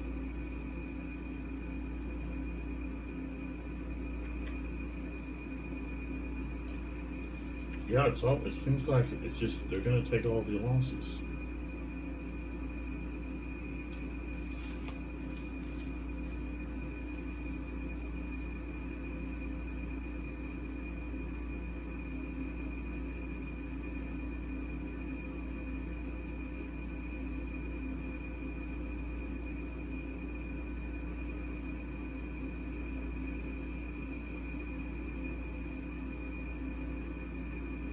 Yeah, it's just going to be the infantry as long as they're there.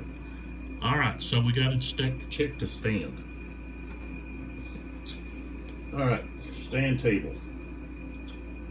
All right, he's not elite. He's not green. He's not Russian. Nobody adjacent has been eliminated or retreats. He's not in obstructed terrain. He's not in square. There is no cavalry within 3 hexes. And there's no leader present. So it's just a straight up roll. They rolled a 7. So he passed. Okay, so nothing happened there. Now we have this stack, and it's 6, and it's heavy. 1, 2, 3, 4. Now I think it's actually going to fire at this guy. Give the other guy a break. Yeah, they're going to fire here at these guys, or this guy. He's in column. 1, 2, 3, 4. So that's going to be 1 for the heavy artillery, plus 1, and then plus 2 for being column, so plus 3. 5, 6, 7, 8, and he's a 6. Yeah, that's going to be a hit. So he's going to take another hit. So he's going to be a 3.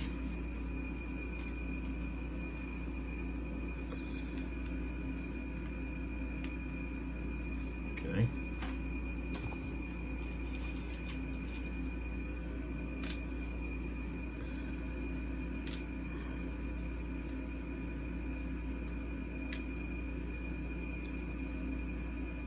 I do hope they do some Peninsula War battles. Those are kind of neglected a lot of times. They don't get the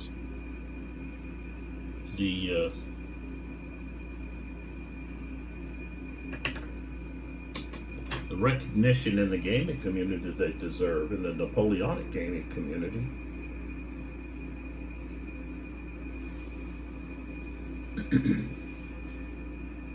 OSG, which is Kevin Zucker's the Library of Napoleonic Battles. Now they have they've got a couple of sets now that have I think there's 7 or 8 now battles of the Peninsular War.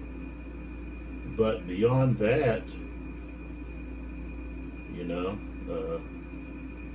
what is it? Buscado, Fuentes de Ono, is that it? Ono, I think. Talavera, of course. Talavera's been done, of course, the Napoleonic gamers, Napoleonic brigade system. Vimiero and Talavera's in there together. That's an interesting battle.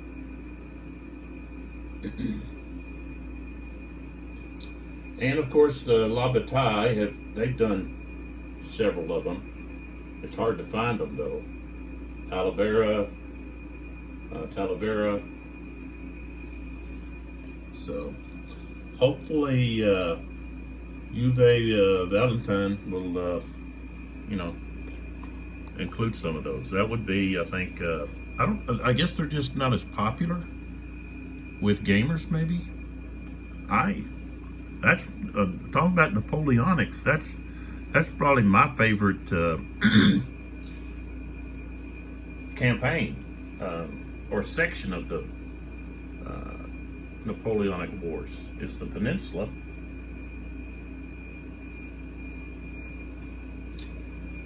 Let's go. We're firing across here. So let's see. Do I have any more? I think I've moved a lot of the artillery pieces so that for the excuse me, I have to get another throat lozenge. Just going to make sure I'm not missing an artillery unit or infantry that's close enough. Okay. So now we're going to move on over here, and the French are going to get blasted because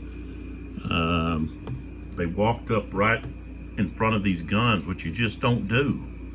You can't assault artillery head on. Desjardins, it's your fault. That's actually mine. I should have just been, hammered away and exploiting my overwhelming cube draw. But I didn't. Lesson to be learned right here for the French player or any player. And if you played Napoleonics, most of them, the artillery is devastating to any unit that wants to come right up into their face. You're asking for that part of your army to just get slaughtered. So, and I guess we're going to see it right here. And it would be even more devastating if on the fire combat table, if there was die roll modifiers for strength going beyond 19. The 19 plus. I can go all the way up to 32. You're losing that benefit. But like I said, if you can split your fire. So that's what you really want to do. Now, I don't know if you can split it between an adjacent target and a target, I guess you can. I don't think it says that you can't. So that's how you kind of have to work, work within the rules and not be too much of a, oh, I don't like this, You just say, okay, how does this make sense? And I've already talked about, hey, I was in my way of doing things, I was trying to work through the rule of cavalry only being able to reaction charge in an attack order. Makes perfect sense when you think about it. And you kind of rational things out. The cavalry's not good. You don't use them to defend. Okay, they're an offensive weapon, not a defensive weapon. They're good for covering a retreat. They're basically there but they're going to charge. They're not going to be there to defend. They're going to be there to attack and then withdraw. So,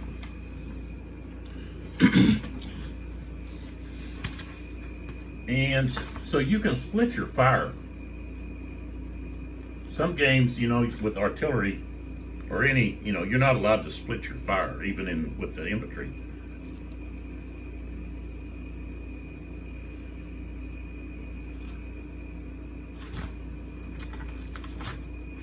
So,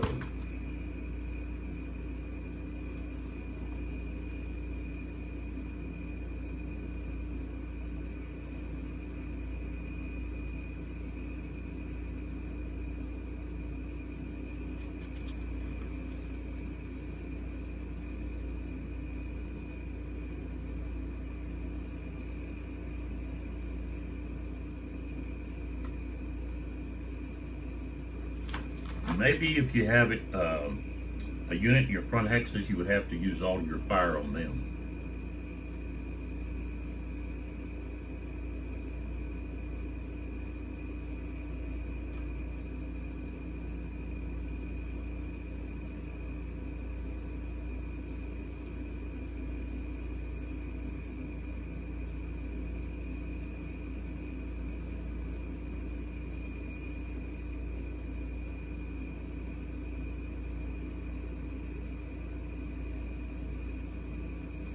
Okay, it says a stack of artillery units may split its fire to target more than one hex.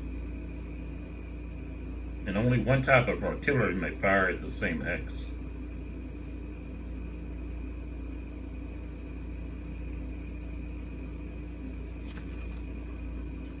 So that makes sense.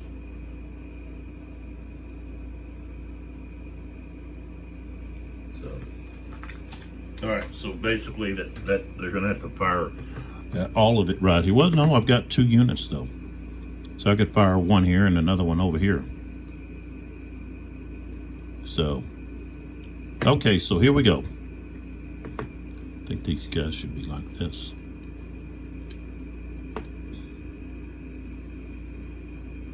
Come on, guys, turn.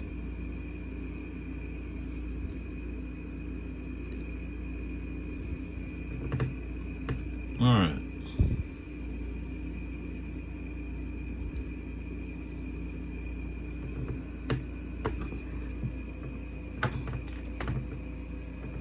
So we're firing from here to here, so that's going to be 8 at a range of 2. And on the fire chart there, range of 2 is times 2. So it's going to be on 16. Okay. And they are in column. Okay. So that's going to be plus 2. And it is heavy, so that's a plus 3.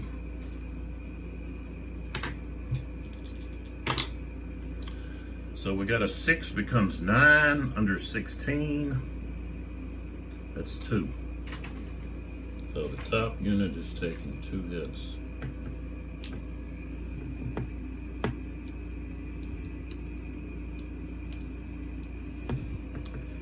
And let's get out our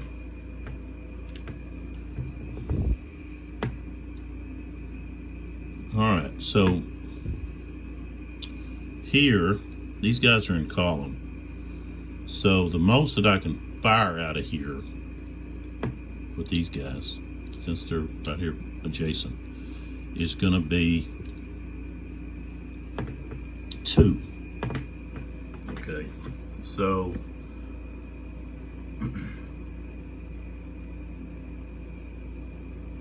target is artillery, so that's going to be a minus 3. So I don't think, yeah, even if I rolled a 12, I'm not going to get a hit. So that's just kind of not going to do anything. So that's not going to be effective. And let's see what we got here. These guys are infantry. Okay. So we move to this unit, who's firing adjacent. So I've got 8 there, but I didn't see anything that said you had to fire, you all have to fire at the unit that's adjacent. So I'm going to fire, the top unit is going to fire here. So that's going to be 16. Okay. And of course that's going to be plus 3. 1 for the heavy artillery and 2 for the being in the targets in column. So, okay, I rolled a 6, becomes a 9. Okay, that's 2. All right, so that top unit takes 2. So now he's at 6. He's almost gone.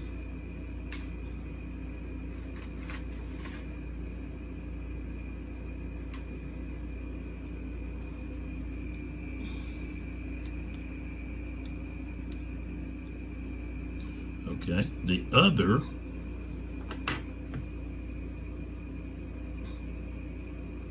and I guess you could fire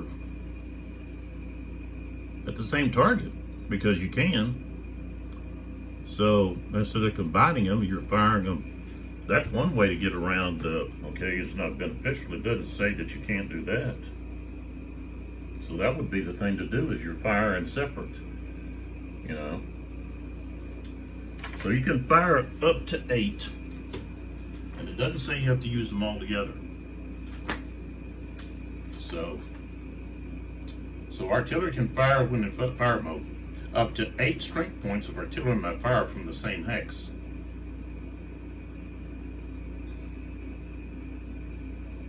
And it says a stack of artillery units may split its fire to target more than one hex. But it says only one type of artillery may fire at the same hex.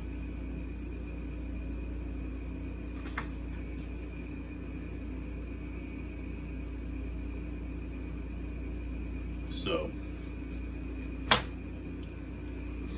fire at the same, I fired a separate hex or fire at the same hex. You can keep firing at the same hex. I did that earlier, so here we go. We'll just fire at the same hex.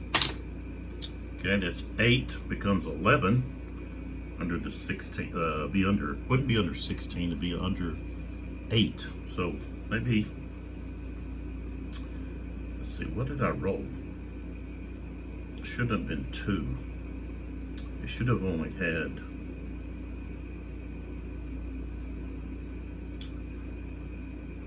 should have only been, I think, 1 hit. And so 8 and 11 is 2. So okay, so that top unit is done. He's gone. Now when that happens,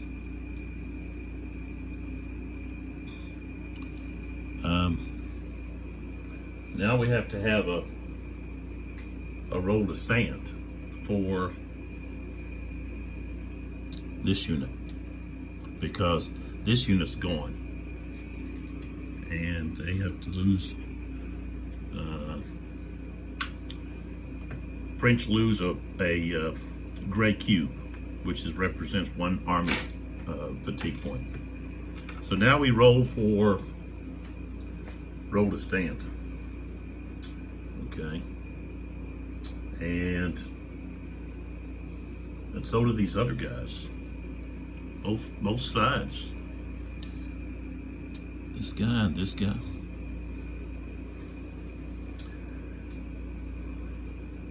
So eliminated. There's cavalry close by? No. Leader present? No.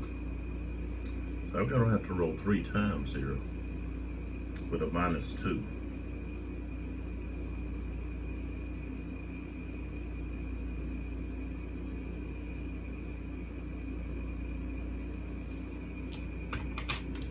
Okay, the middle one that lost unit with him. Okay, we rolled 3, 4, -2 is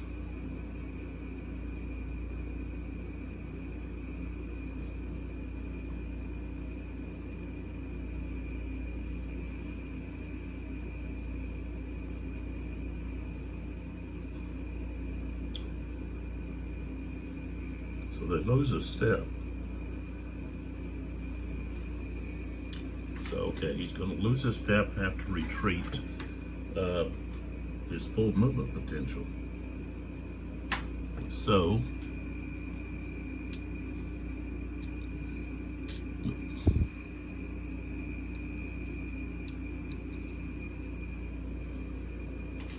now he's at 5.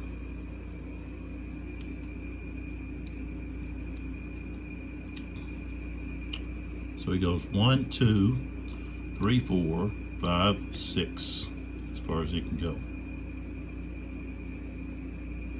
So now this guy has to, oh, he already had to. Okay, so now we'll go with this one. There's 2 of them there. Okay. So again, there was a unit eliminated next to him. And then we had a friendly unit that retreated. So I guess that's -3.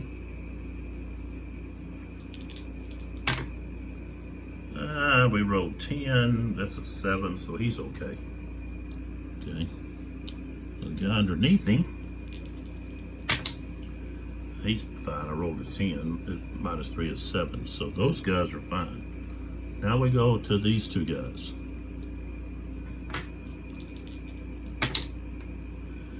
Alright, so 7 -3 is 4, so top guy is retreating. So 1, 2, 3, 4, 5, 6. And he takes a hit.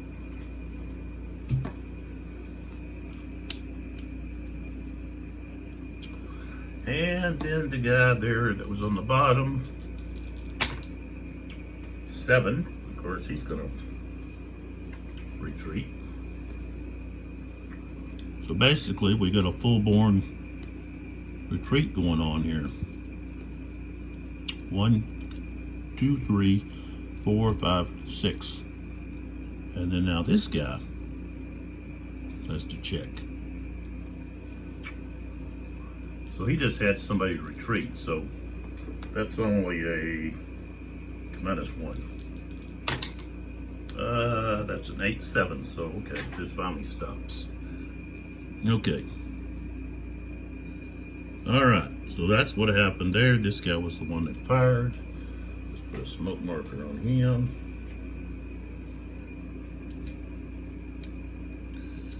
Alright. Now we go with these guys.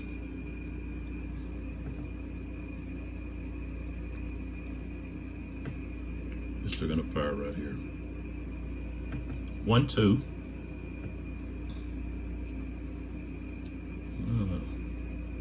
They can fire twice.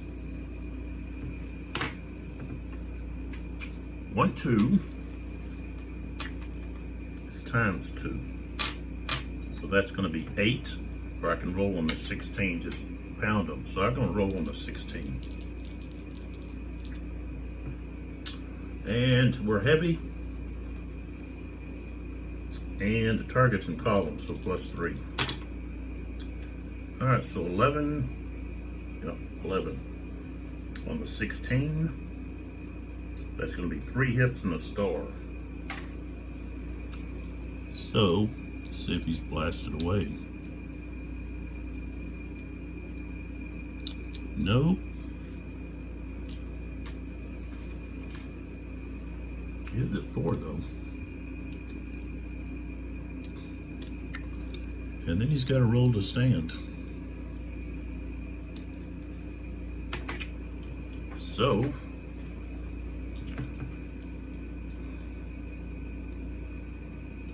any cavalry?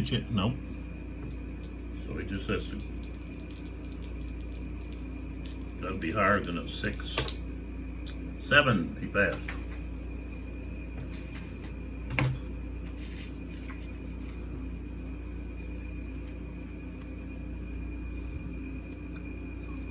Okay. And I really don't have, I'm gonna go there now. I don't have anybody, I'm gonna go all the way, I gotta go all the way over to here to find any artillery to use. I already unlimbered here to move close. So, that's that. All right, so this guy here, I think he's only here. He's gonna fire at these guys right here. These infantry in column, they're on the same level. So that's 1, 2, 3.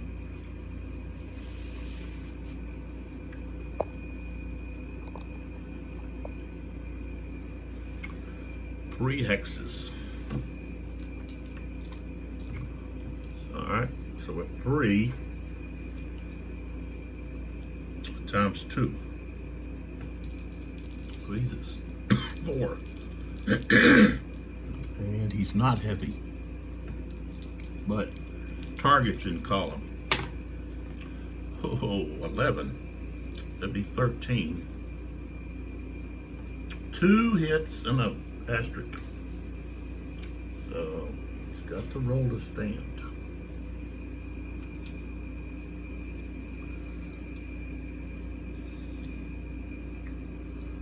All right, so the roll to stand. I don't know. I don't personally. I'd expect on the roll to stand maybe, for if you took a hit, that you would have a modification maybe. So there's not any modification. Rolled a 6. Now he doesn't stand then.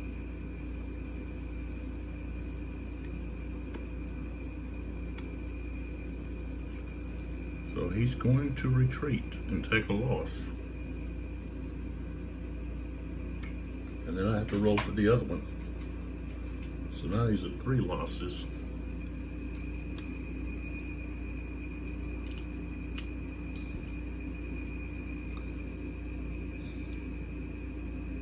At least the top guy.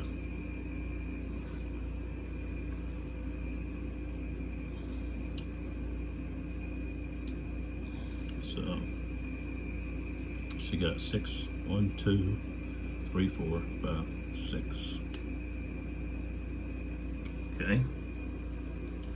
So now I've got to check this guy and this guy. And of course the guy right there in the middle has to check because he was in the same stack.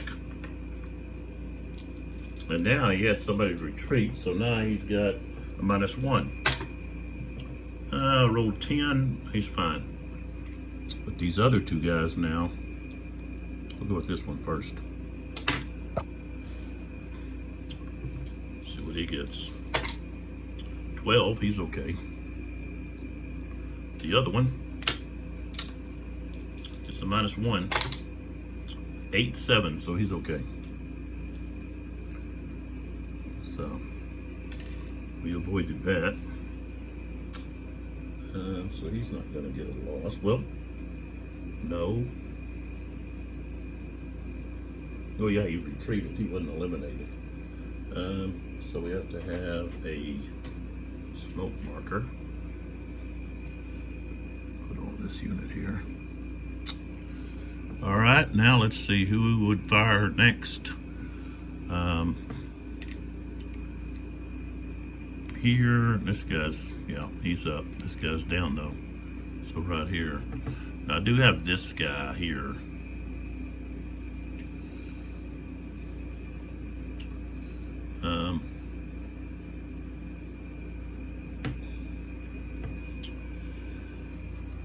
So we're back.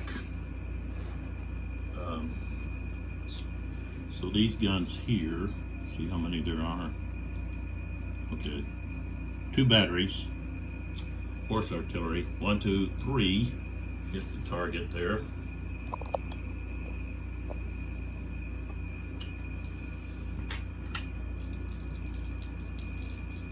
In columns, so it gets a +2. And I said what, 1, 2, 3, so 6 times 2 is 12. 6, 7, 8. That's going to be 1 hit. Doesn't have any hits yet. He does now.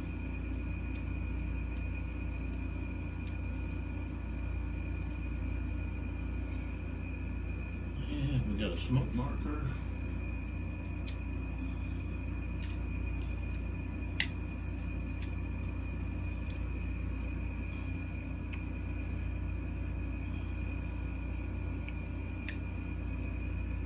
Okay, So we've got, should have 2 batteries here. Yeah. So we've got 1, 2, 3, 4. At range 4, it's just going to be times 1, so that'll be 6. Oops. 6. And he's in line, so no benefit. Well, let's see, he might be in his flank.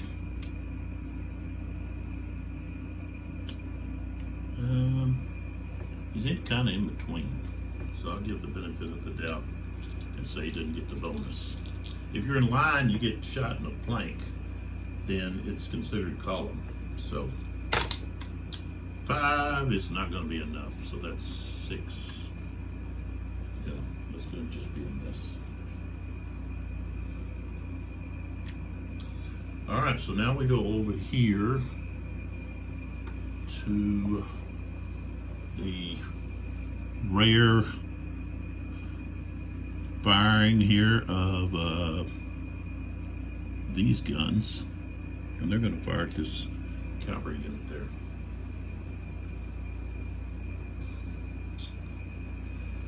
So let me see, we're going to have a range of 1, 2, 3, 4, 5, 6, 7. So there's 4 strength points. So it's going to be halved, so that's going to be 2. Okay, no modifiers, just 2. 5 is not enough, it's a miss. I don't want to mention this before. Should be a modifier for cavalry. They're a bigger target. So it would be like the same thing as firing at, say, column.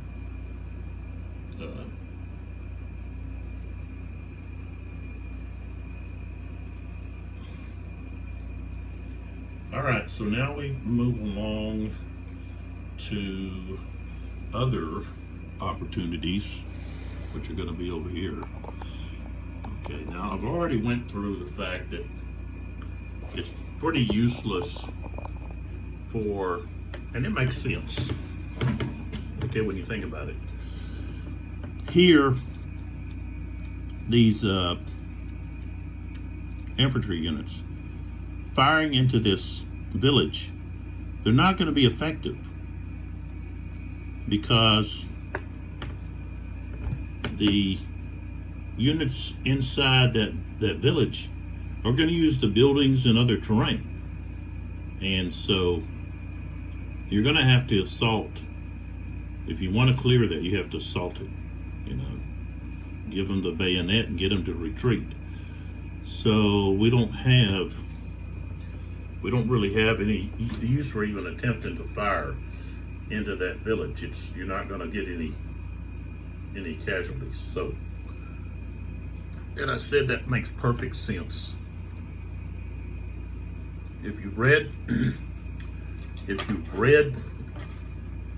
much about Napoleonic warfare and about the different battles and so forth,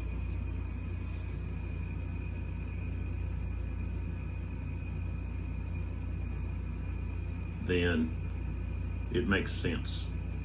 You know, you weren't able to fire into buildings, structures, and do any kind of damage with muskets. And even with cannon, artillery wasn't all that successful either. So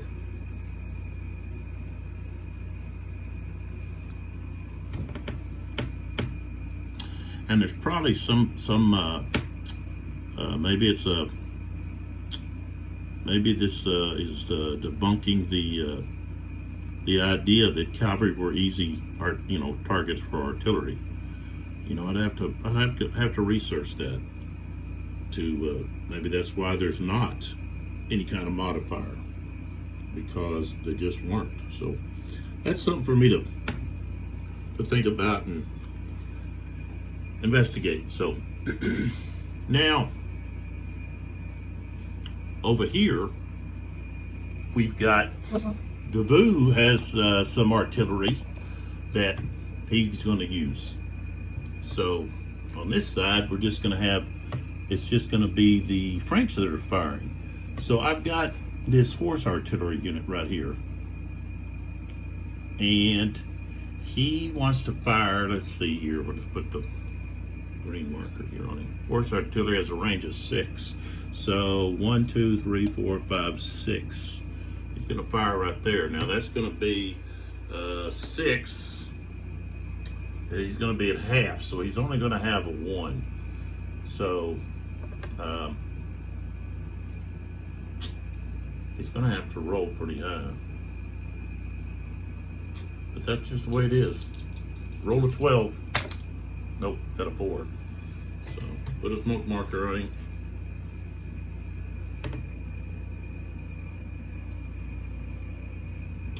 Next. Okay. And then here, okay, we've got 2 guns. And just see what their range is. 1, 2, 3, 4, 5, 6, 7. Gonna fire right there. Guess I need to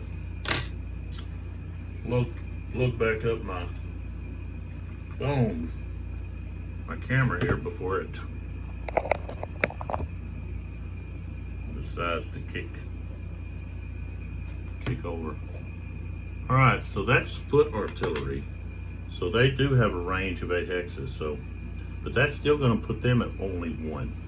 And firing against cavalry, you know, of course, you're not getting any kind of bonus. So that's an 8. So that's a miss. Not effective. And then we've got this other gun here. And of course, he's actually going to have to turn.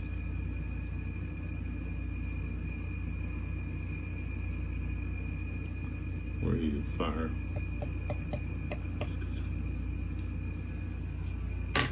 I'm going to have to get 10 is not enough. So, and that should be the end of the, oh, no it's not.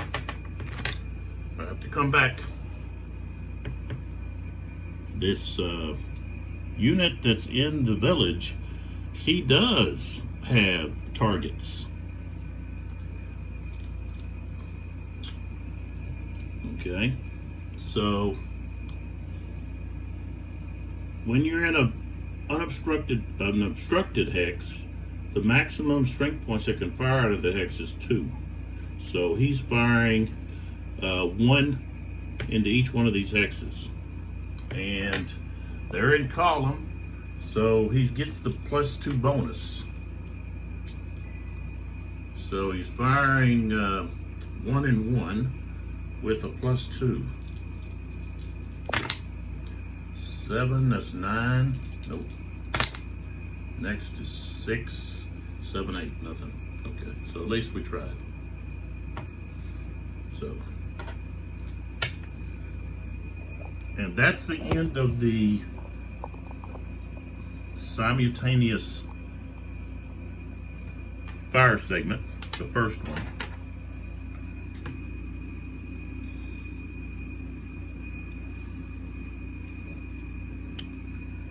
And when I stop the video here, I'm gonna stop right here, take a break. I will remove these smoke markers. And we'll be drawing the next cube and see who gets to go. And so things are gonna start heating up. Okay, if we look in here, there's 4 green and 5 blue and 1 red. And remember, the last 2 don't get picked. So they could be 2 blue, 2 green, 1 blue, 1 green, don't know. But things are beginning to take hold here, and battle plans, attack plans are coming together. So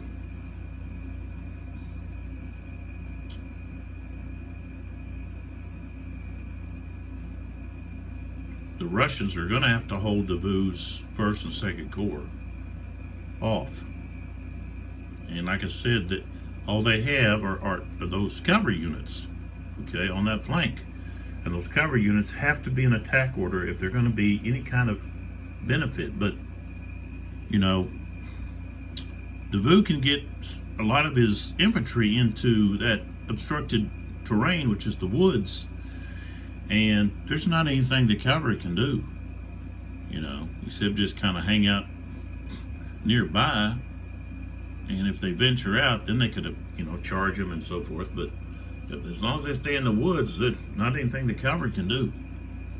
So it'll be interesting to see what happens here across this, and find out what happens over here on Napoleon's left. You got these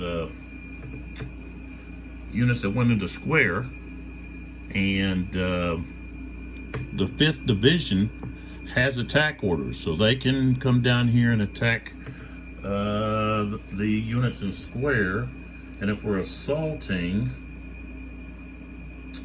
let's see, attacking units.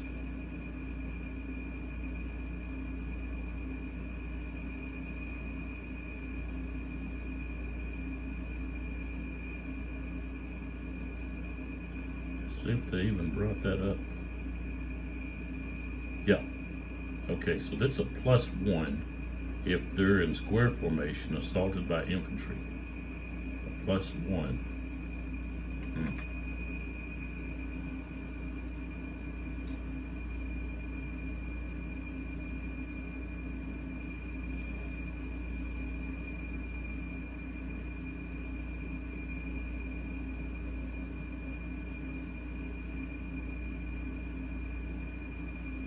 Maybe that should be a negative.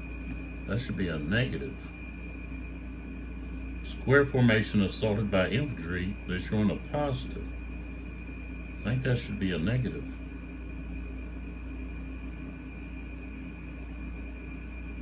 Because you should get a... Yeah, let me look at the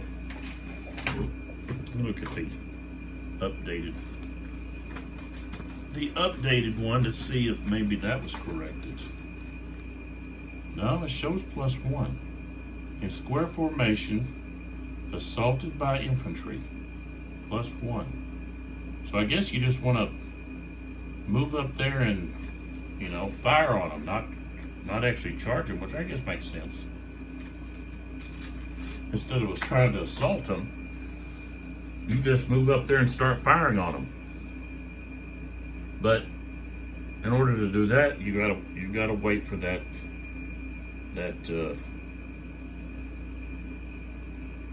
simultaneous fire cube.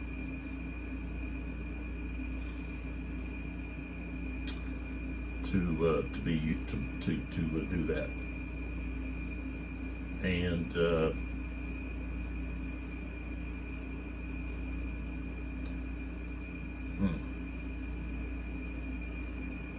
okay, so that's something else I need to look at. So I need to look at the cavalry as targets by artillery, and then take a look at square formation against column. So I think square formation should be a negative for if they're being attacked by column. But we'll take a look at it. So pretty much every other thing I had a question about, I resolved it myself by, you know, really taking a look at, you know, everything and analyzing what is the purpose of this rule and how is it, you know,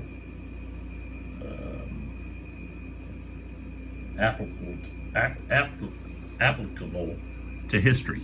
So, all right, so we're going to stop right there. We've got quite a few more cubes to go, and this video is at 2:35. So this is probably a whole nother video. So, you know, it's probably going to take me at least 2 turns to go through here and do each each hour. You know, instead of saying turns, it's hour, game time. But I'm not going to continue to do or show all of the preparation to start activation. So I'm not going to continue. I did a whole video of that. A whole video of just, this is how you prepare for, I'm just going to, you know, do it. And I'll talk about, okay, I moved this person here, did this, set up this order, so forth. And then boom, let's go. I'm not going to spend, you know, 2 hours, you know, going over what I've already done in a video. So I don't think people want to keep watching that anyways. So I just want to get right into it. And so that's what we're going to do. And I'll talk about the strategy I guess I have for each side with the changing of those orders. So, but the 9 o'clock time hour is still going. Let's see. There's not any more reinforcements until the next hour, and that's the VU's other division. So we can just focus on these next few cubes in where it's going to be most beneficial for Napoleon to use those to the greatest effect. And the same thing for Bennington. You know, he's limited.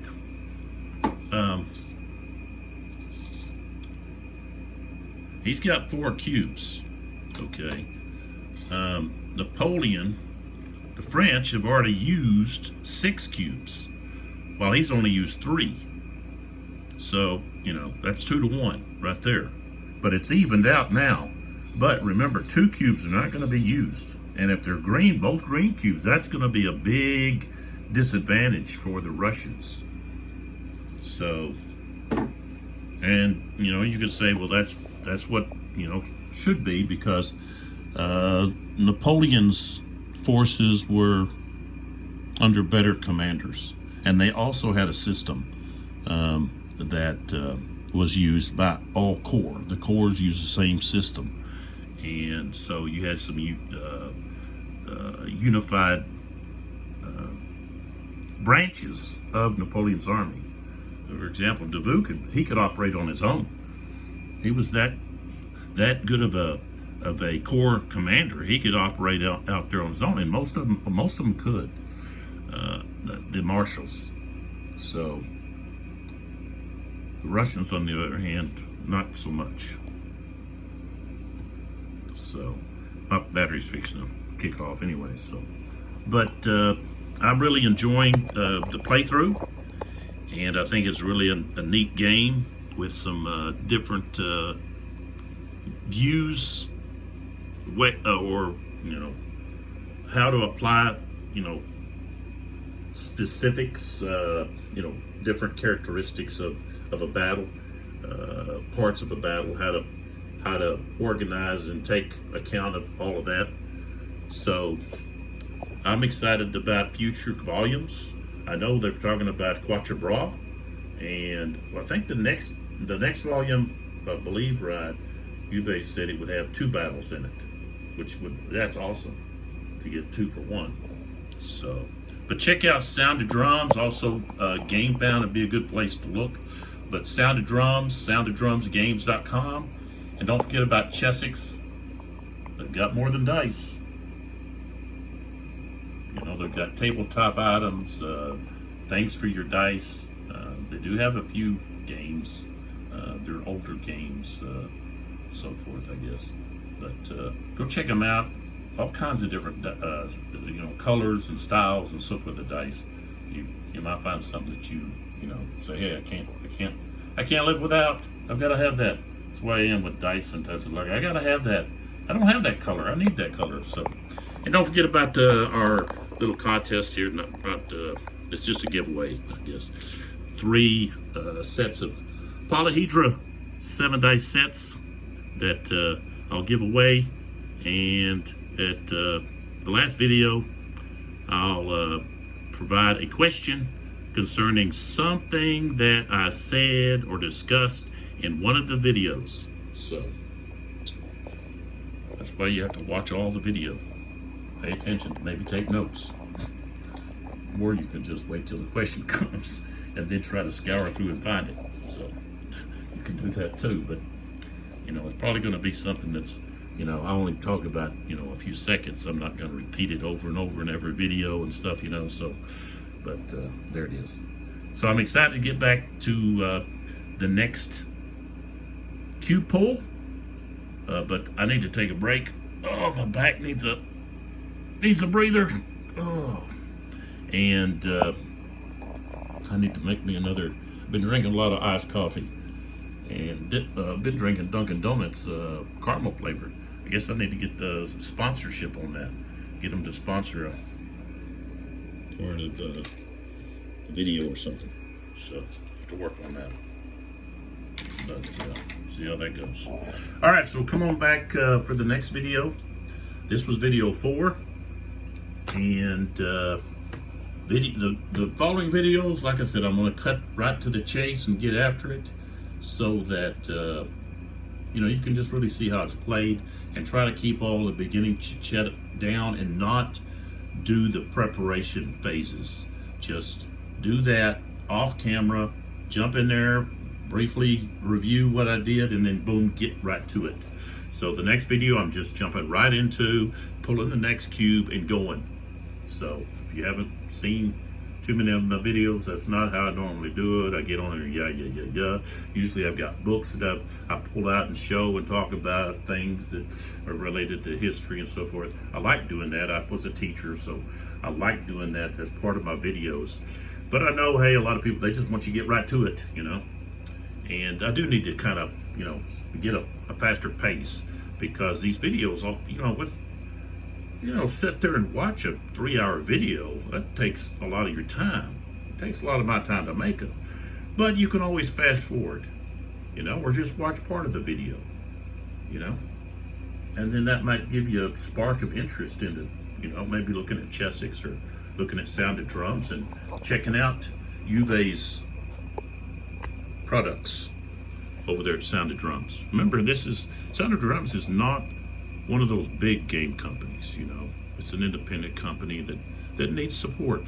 They need people to go and check them out and you know, pick up their games. They're unique in their style, and one thing is, hey, they turn out excellent craftsmanship. The components that are in this game have really impressed me. Not only impressed me, but I've been thoroughly pleased. And the more that I play this game and the system, the more I understand why certain rules are the way they are. So these rules are not just, you know, thrown together. There's been a lot of thought into these. And maybe it's rules that at the beginning I was like questioning, or maybe they're not what other games systems have used. But when you begin to play and think about the application and the reasoning, it makes sense. You know, you begin to understand, oh yeah, okay, now I understand why the rule is this way. So, but I still can question it, because that gets my mind thinking, and that helps keep you young. You know, there's so much benefit to gaming, the gaming community. My boys, I wish they were interested in this. They're not. They're into the computer and Xbox stuff, and you know, with a controller, and you know, there's not the intellectual aspect to it, you know, and it's more of, I guess they grew up with, you know, everything's in quick, you know, microwave, drive-throughs, little short videos, you know. Didn't have all of that when I was growing up. You know, you had to wait, you know, and cook things, you know. You couldn't just microwave something, which they came later. I mean, I wasn't without a microwave, my whole youth, but I grew up in the 70s and the 80s, and started playing these games in the late 70s. And I got it, got the bug quick, I really enjoyed this. The thing was, early on, we played a lot of Kriegspell. And I have a copy of that somewhere. We played Tactics. I think it might have been Tactics 2. We didn't have Tactics 1, I don't think. But a lot of Kriegspell. And of course, Risk and regular board games. But, most of my playing experience is solo.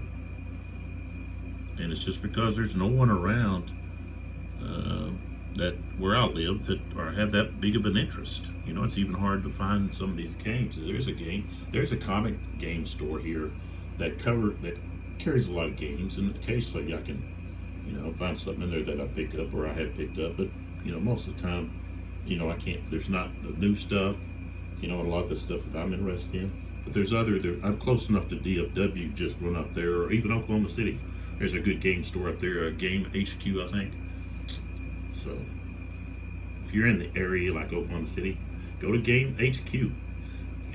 I pick up used games there, new games. So, but I'm excited about more from Uwe and his company, Sound of Drums. And I've got to check out. They've got. Combat Commander Napoleon, I think, is one of their new ones. And then they've got the other one, 1793, I think. And so you need to check those out. Go online, maybe it's 1763. I think it's 17. But check them out. Go to soundoddrumsgames.com. The site will be back up soon. But you've got all the other places that you can look. You can go to GameFound. And you can find these other games that they have. But go check them out and give them some support. We've got to support, if we want the gaming community to continue, we've got to support these independent companies. And when we do that, then we're increasing the opportunity for more newer games with different ways of doing things. So I've seen such a revolution of in my lifetime of gaming ideas. Besides just the strict hex and counter, Zoc with that old style, CRT and so forth. So I've seen such a revolution of ideas concerning gameplay, rules, systems, so forth, maps, all kinds of different things. So, but I appreciate your support. I know not everybody is into the Napoleonics, and I did the Julius Caesar, I don't know how many videos, that was quite a few. And before that, I need to get back to some more musket pike, and of course I want to get back to this blind swords system, Herman Luttman's blind sword system over the American Civil War by Revolution Games. They might even have some new games out now that I don't have. I've got all of those. I got hooked onto that. And I had not been a big Civil War player just because I couldn't really find a system that I liked. And the gamers, MMP, I liked their Civil War brigade system, mainly because I liked I got hooked on the Napoleonic by the gamers. And of course, that came to an end. And I really was disappointed because there's only so many battles, and then, you'd like to see so many more other ones. But, there was other companies that came along and started making games, so on Napoleonics. But Civil War, I guess my go-to is the blind swords. and also the gamers. But I haven't played. I don't play the what's it called, the newer version of the Civil War Brigade series. It's I guess it's under the regimental, something about a line or something, battle line maybe. Anyways, I don't use those rules. I use the older rules, and I don't have any of those newer games that use that. And I do have some that use like the regimental. It was the in between the two. It's kind of a bridge, I guess, between the old brigade system and the newer system. So, but and I get on these kicks where I'm focused on one specific area or genre or whatever, and I may be like, okay, I'm focused on the Pacific War and then the carrier battles and those games, or I get focused on World War II in Europe, maybe a D-Day, or some other, like I have a fascination with the Market Garden, all because of the movie A Bridge Too Far. And of course, I know there's a lot of inaccuracies in that movie. It's just a fascinating movie that I don't know if we'll ever see those type of epics where you have so many Hollywood actors come together and they're not demanding millions and millions of dollars just to play, like 20 minutes, in a movie. That's just not going to happen. They're too greedy. And I guess back then, a lot of the actors had contracts with specific studios, and so they were required to, when asked, they were required, but they still got paid, but they weren't requiring, such high amounts. So, I can talk about different stuff, all for a long time about different things and discuss different things, and that's why I need to do like a podcast or a live stream where, but instead of just, seeing your texts and stuff, I'd rather just, talk instead of reading, me talk and then not read your text and then, that type of stuff. Just have you be able to, hear your voice and talk about different things. But I don't have a lot of opportunity to talk about people concerning and talk with other grown-arts about about these games. And unless I'll go to some gaming convention or something. I don't go to too many of those. I'm trying to think if I know I've been to one. But anyways, my battery's fixing to cut loose here. So as I said, I really appreciate the people that watch my videos, that follow, that hit the like. The like is not, I'm not begging or saying I hit the like. That doesn't, I don't even pay really attention, to how many likes I got. I'm looking for the comments. I want to be sure that I reply. I don't want you to feel like, oh, he just ignored me. I applied and he didn't say anything, or I made a comment and he didn't say anything. No, I don't want to do that. And but I'm sure there's some out there that maybe I've missed, and if I did miss it, I apologize. That it's my fault for not digging through there and maybe finding some that I need to find. But yeah, I'm gonna cut these the preparation phases. I'm gonna cut them out of the videos and just briefly talk about what has happened and move on. And so we're ready to continue the 9 o'clock turn by drawing another cube and getting this kicked off. So that's the next video, which will be video 5. So thanks a lot. Go check out Uwe's website, his game company, Sound of Drums. And don't forget about Chessex.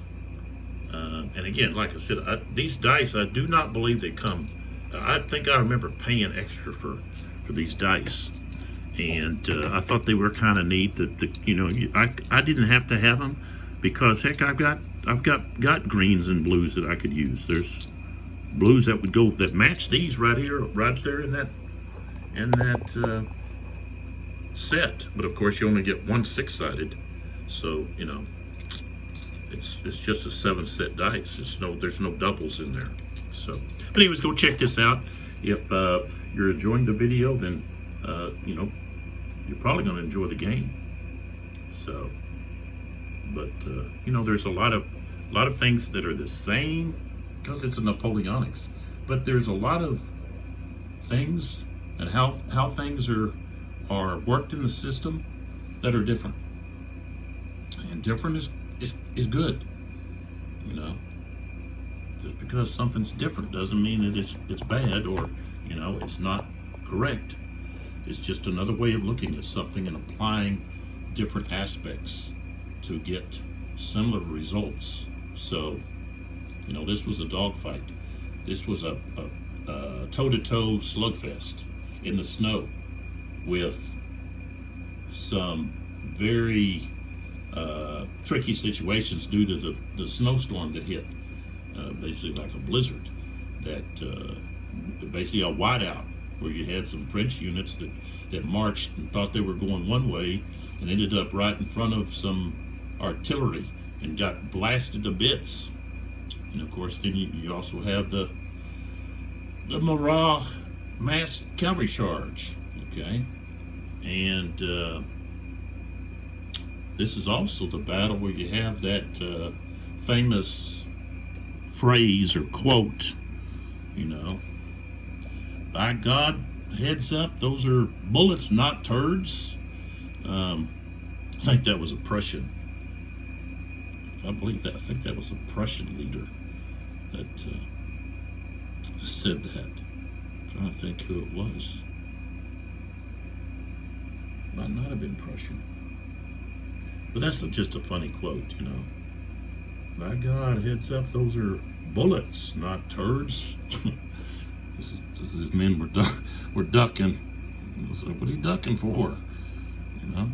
Duck for turds. Don't worry about the bullets. I don't know. Anyways, thanks for watching.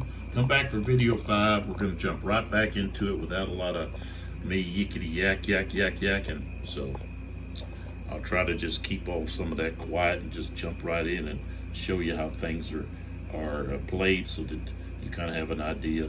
My tactics and things that I do, there's got to be. I know there's lots of flaws. I'm probably not I'm not Napoleon, and but I'm beginning to see that that's a sign of a great game. Okay, a great historical game is not only does it make you think about the history, okay, but it makes you think about how the mechanics of the game